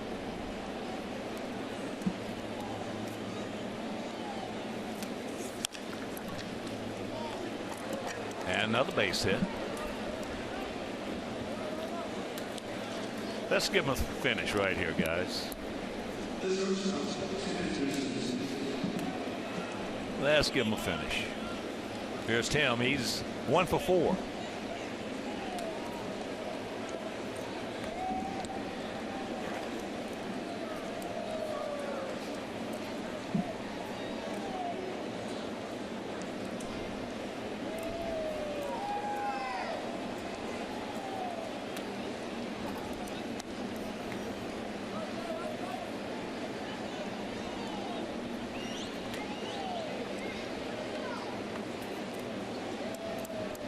Big gap in left center if he can find it.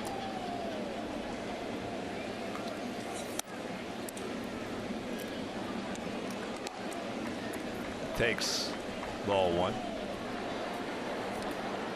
There's Francisco Rodriguez, 34-year-old veteran who picked up his 37th save last night. What a performer he has been.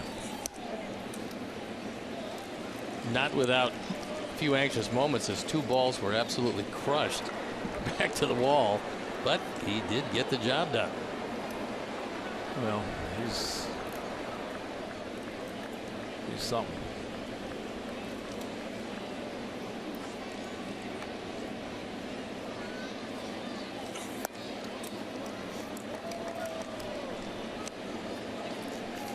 In my mind, for me, it's going to be hard for anybody to ever take over the greatest reliever who ever lived, and that being Mariano Rivera. Yeah, he was. Well, if you put all the special factors guy. in, the way both the way you and I feel about it as well too. He had the stage for it, and he performed on that stage. He performed in the playoffs. He performed in the World Series, and to perform on the New York stage is where it's at in baseball as far as helping you to be #1 if you're that good.